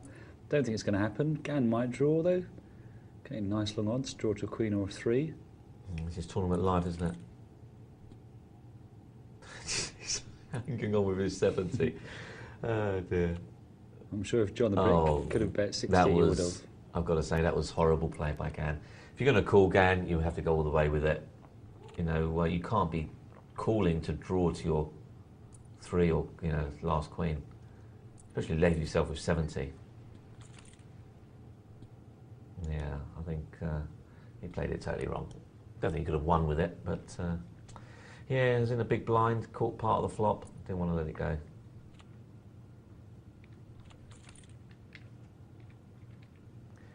And we say goodbye to Gan. Well, we're down to 5 players now. Blinds are still 40-80, although they're probably going to go up in either this next hand or the one after.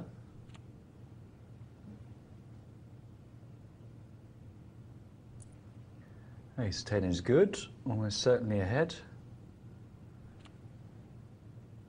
with 1 player behind him.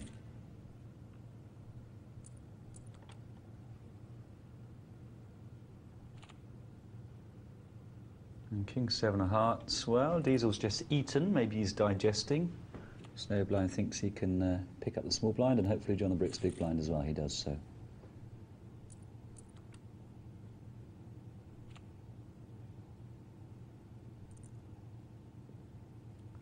Well, Hoovie's just sitting patiently, waiting for his opportunities. And he seems to be playing a good game at the moment. He's well versed in playing these sit and goes. I should Coco.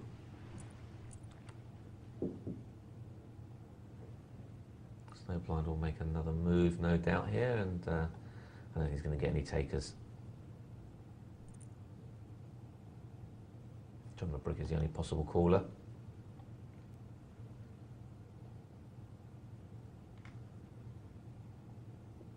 But I can't imagine he would want to call off 320 with Queen 9.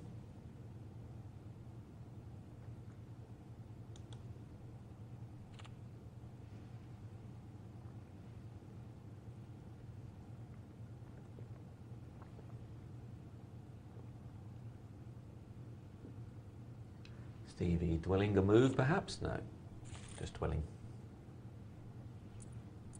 you think that was just a Was that a fluke of his internet connection, or was he deliberately trying to pretend he was going to call sometime in the near future? Maybe he thought, well, this guy's raised the last 3 times on a trot, maybe he's at it again.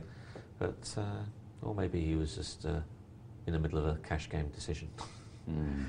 Probably more likely. So a nice hand here for John the Brick. And what's Snowblind going to do? He's been pretty active with his last few hands.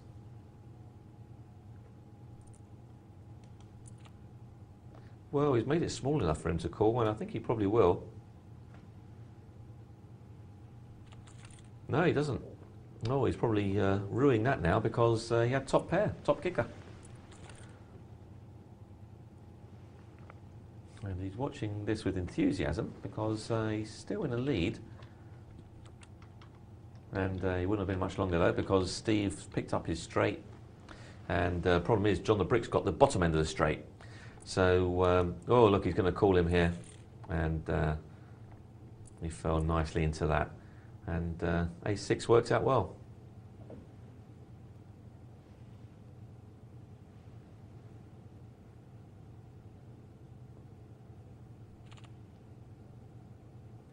(7-9) for Snowblind, and doesn't want to know, and I don't blame him.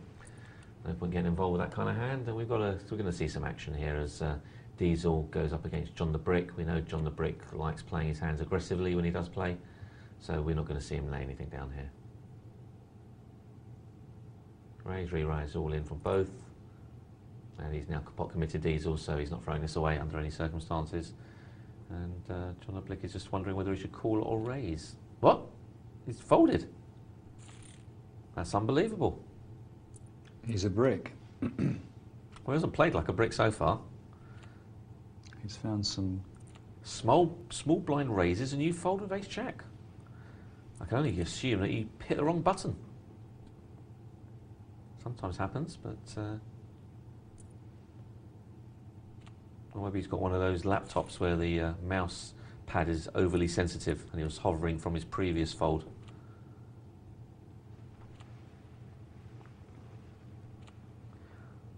Well, Stevie's got a chance to make some money here. Hoofy got a tough decision to make here. Probably a fold, I guess, and that's probably what I would have done, I think. It's costing me too many of my chips to actually make the call. He's all in here, though. Oh, not now. Yeah, no, I don't think he can.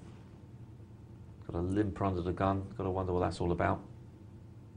Oh, Snowblind doesn't recognise it, though, but he can afford to take the chop. Very different between him and Hoof. Even if he loses this Snowblind, he's in. Well, he's called him as well. And he's picked up a flush draw, which he's definitely not going to throw away this hand. And he's now picked up a straight draw as well. A 9 will do it for him, but he doesn't need a 9. The flush has come.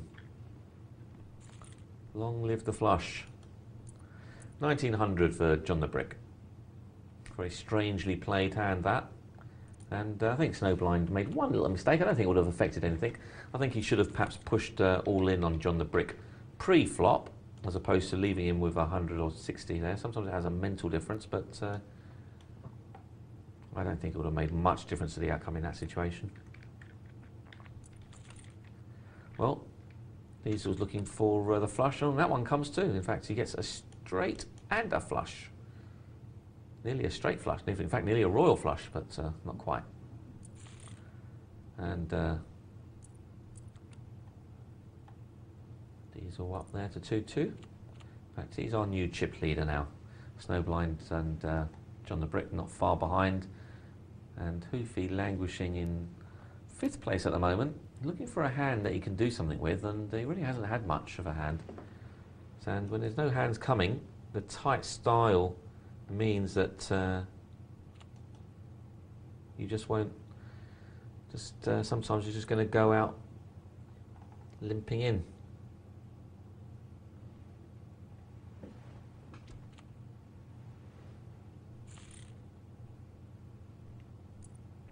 Well, he's looking desperately. He's wondering whether this should be his hand or not, and he decides not to. Well, he's going to be in for 240, which will leave him 300. And in his situation now, I think it's probably worth just hanging in there, waiting for a hand, and even if he gets to 300, if he can double up or triple up in that situation with a good hand, it's probably worth doing it that way rather than committing on the next hand. Let's have a look what his next hand is. Well, it's 8-9. Looks very pretty, but he doesn't want to be the caller in this situation. I call the small blind here. No one else. 240 in the middle, I got 380. A small blind could have a very wide range of hands. I call the small blind, yeah, and he's the same. Oh, but if you can raise a small blind off it, good luck to you. Yeah, great.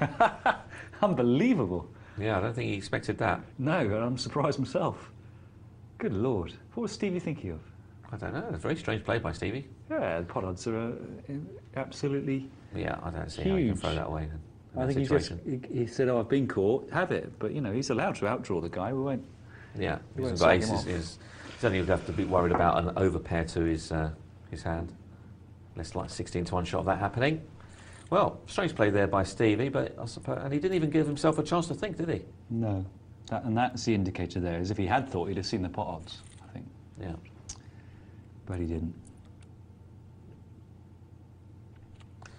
And very difficult one for Stevie as well, by the same token, because what hand did he have there? I can't remember. 3-4. 3-4. That's right. Oh, was it? Yeah, it was Oh, right. 3-4. So he elected that there's no way I'm any better than a 60-40, I guess.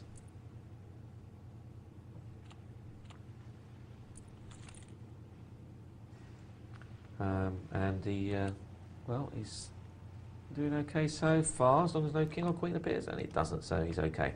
So he's managed to double through. So maybe in hindsight it was a good fold. Difficult though. You can't say that, Mark. Well, the problem was, I mean, it's not an automatic call, I don't think.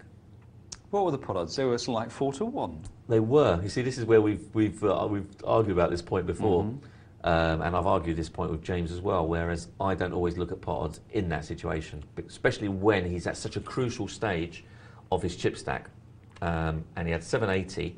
He would have had to call off another 240 or thereabouts. Was it 240? Something like that, I think. So that would have meant he would have been on round about 500 chips with blinds at 80. Well, in fact, I don't know if they were 8160 or 163.20. I think they were 163. Well, I think they were 8160. So for me, it's not an automatic call in that situation, I've got to say. I'll tell you what, Mark. But there again, I wouldn't have stolen in that way anyway. I would have probably just gone all in if I wanted to steal it. So I probably wouldn't have. I've never been in that situation. I would never have been in that situation.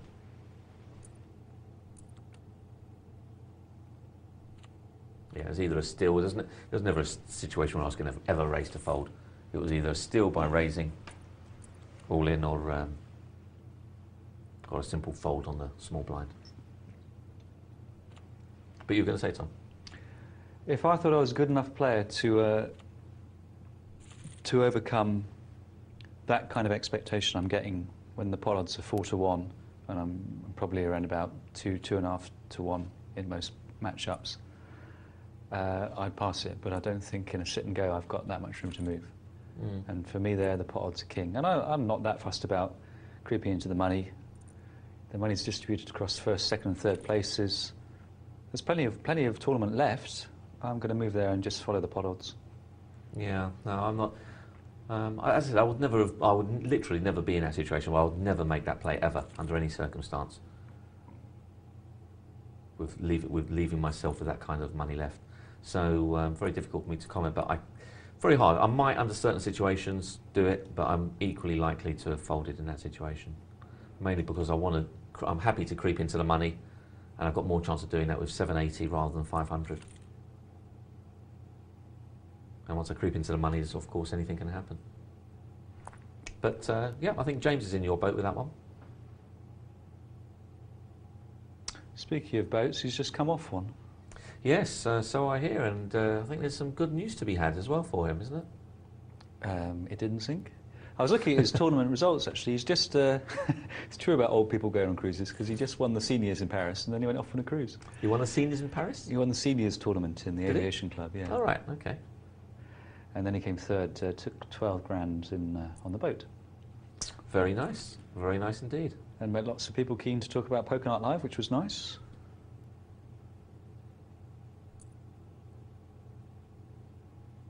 Well, better draw for Snowblind, but he's got the worst of it at the moment. And he's being a bit more risky now that he's in the money. He can afford to take a shot. And boy, is he taking shots. He's picking up blinds. He's another 480 he's just picked up. And he's going to do it again. And now think, oh, how many times are you going to do this? And he might just get a call here. No, he doesn't. He's just a bit too much for John the Brick to call. Now look at that. He's picked up another hand. And this time he will get a call. I'm sure of it. In fact, having said that, John the Brick's the one who's likely to make the move. I'd be astonished if he throws this one away after his last ace-jack. No, what's he done? He's just... oh, he's just called with ace-10. He's eventually called. He needs a 6 or a 10 to get out of this one. Ace is no good at the moment, and they said picture card will help him now too. And it does, it arrives. Ace, but no, it doesn't play. In fact, that's not the 6 he wanted. He wanted it without the ace. Of course, 2 pair was aces and 7s with the jack, as opposed to aces and 7s with the 10. Oh, that was the wrong one for him to arrive there. Nearly got out of it.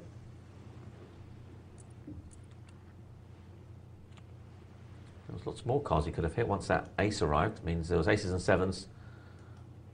If a queen or king appeared, it would have given him a split pot as well, but he didn't, so...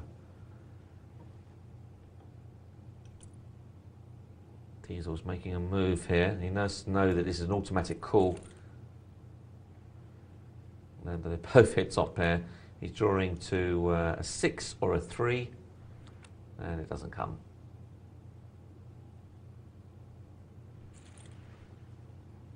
Of course, 6 would have made him a straight. So it's up against Snowblind to John the Brick. Made a dubious call against Stevie earlier, we saw. Where Stevie had the queens and he had the ace-10, I think it was. But he seems to have recovered from that. He's always had a lot of chips. In fact, from the moment we switched on, he had 2,000 chips, and a player was out already. So he's been there or thereabouts for most of the tournament.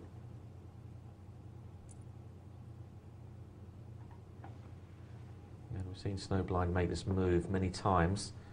Real bullying scenario.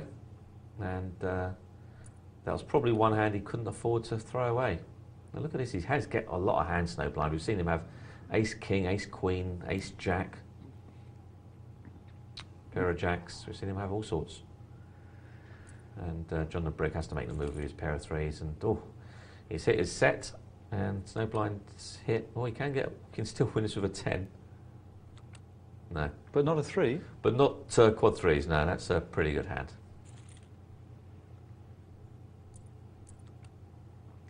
Well, back to where we started, Tom. Almost. And this guy, he's had a whole bunch of hands. It's unbelievable how many hands this guy has had. I love the dwell up with the 3-4 suited, but I don't really believe it. Oh, he's called. He played well up to that point, didn't he? Well, that's all over now. No draw for John the Brick.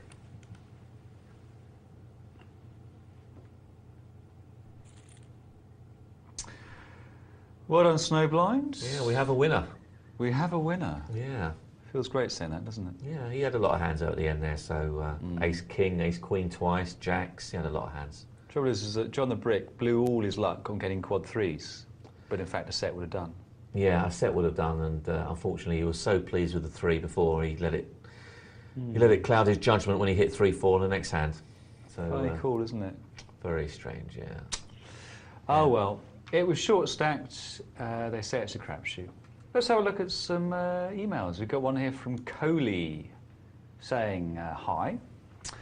I've been watching the show for 7 months and playing online for 1 month. Wow. Can you imagine watching Poker Night Live for 6 months and then saying, OK, now I know, I'll sit down and play? I've got to tell you, Tom, straight away, I can tell you this Coley guy he's going to be a winning cash game player.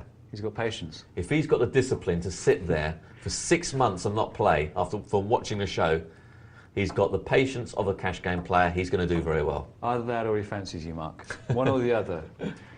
He says, I have turned my initial $25 into $800. I can only put this down to the head start I gained from watching your great show. Well, there you go, Mark. It is discipline. He hasn't got a crush on you at all. I've just won a 64-player satellite online and gained entry into a $750,000, that's right, I read that right, dollar tournament on Sunday night. That'll be the prize money. Fantastic. I very much doubt I will last that long into the event. Oh, don't be like that.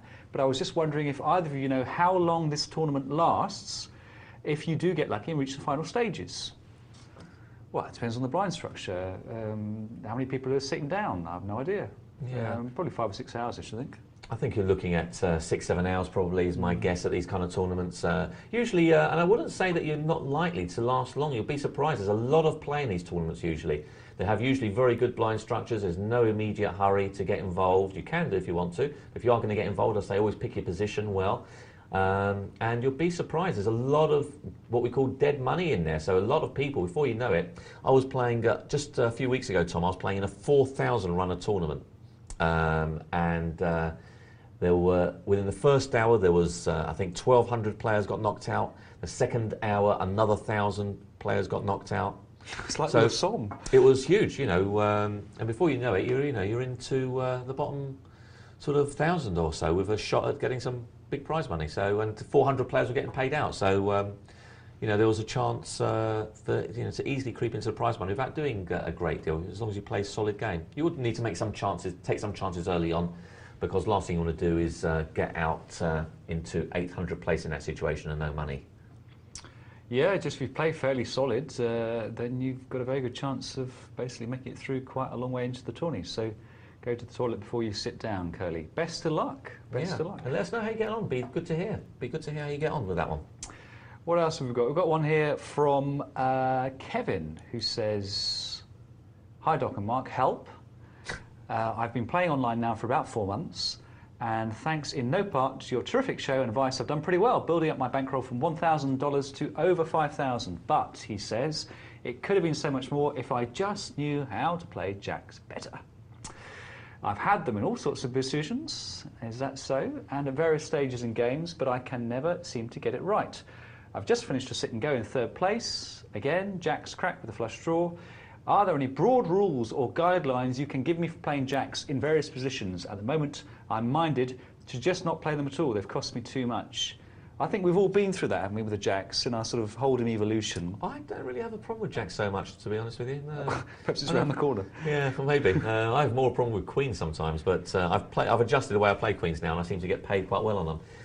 All I would say is that, look, jacks is one of those hands where it's borderline, isn't it? It's sort of borderline between a big pair and sort of a not so big pair. And what I would say is this: if you're playing it like a big pair and you had no success with it, why not trying it the other way around? Why not try and play it as if it's pocket sevens and see, if you can say, okay, well, with pocket sevens and pocket eights I do well with, why not just reduce it in its status, reduce it to a middle pair and play it as if you're playing a middle pair. You perhaps want to play it a little bit more drawing in those situations, under certain conditions. But obviously, if you're in position and you're in round the back, you may want to raise with it just like you would do with a middle pair. You won't want to limp in. So try and play it that way. But at the same token, if you've played it like a middle pair, then perhaps you want to play it like a strong big pair. So that's what I would suggest. Try adjusting the way you're playing it. The broad rules for jacks, there's no broad rules as such. It's very different to a tournament, to a cash game, but in a cash game I would say if you're going to play it in early position, then be more tempted to limp in. No point raising, especially if you're on a full table. Depends once again whether you're playing 6-handed, 8-handed or 10-handed. If you're playing 6-handed, you want to raise. If you're playing with 8-handed or 10-handed, you might want to limp in, see if you can catch a set. If not, it's very easy to get away from, and it's cost you very little in the process. Lots of different ways of playing it. You really need to. There's no one way of playing them. What about you? Well, as far as I'm concerned, jacks are exactly the same as queens, but it depends on how many blinds you've got. If you've got a big, deep stack, then the problems you have with jacks are the same as the problems you have with queens. Basically, you're in the land of reverse implied odds. It looks like a big hand, but of course it can cost you a lot. So if you're short stacked, then jacks, of course, are great. But I think you're absolutely right. I mean, to be honest, if we can turn hands like a pair of fives into a winner just by playing the implied odds, there's nothing about jacks that means we can't. We could do the same thing. So the least that can happen is that you play them that way. And if you get a chance to, if the flop comes with 3 undercards, then take it from there. Let your wings fly, Coley. Best of luck. Or was it Wavy? It was Kevin, wasn't it? I think that was Kevin, that one. It was Kevin. No, yeah. Wavy's got another question. He says, do you think if you were consistently dealt pocket aces, you would be a loser in the long run with a pre-flop all-in move? I must say I can't see how you could be a loser in the long run. Can you see any way out of this? Does he mean a loser compared with not raising? Well, just with I think he sort means, of a normal raise? No, I think, would you lose money if you did that? No, impossible. I can't see any way that the RNG would let that happen. Yeah. You would make much more money playing them sensibly, but if that's the only move that makes you feel confident, then by all means do that, Wavy. Best of luck. We've run out of time on Poker Night Live. We have. We're delighted to see that multi-table and that sit and go reach their glorious conclusions. We're going to have to say goodnight, but we know you'll tune in again very soon for more of the same. So from myself and Mark Banin, a very good night.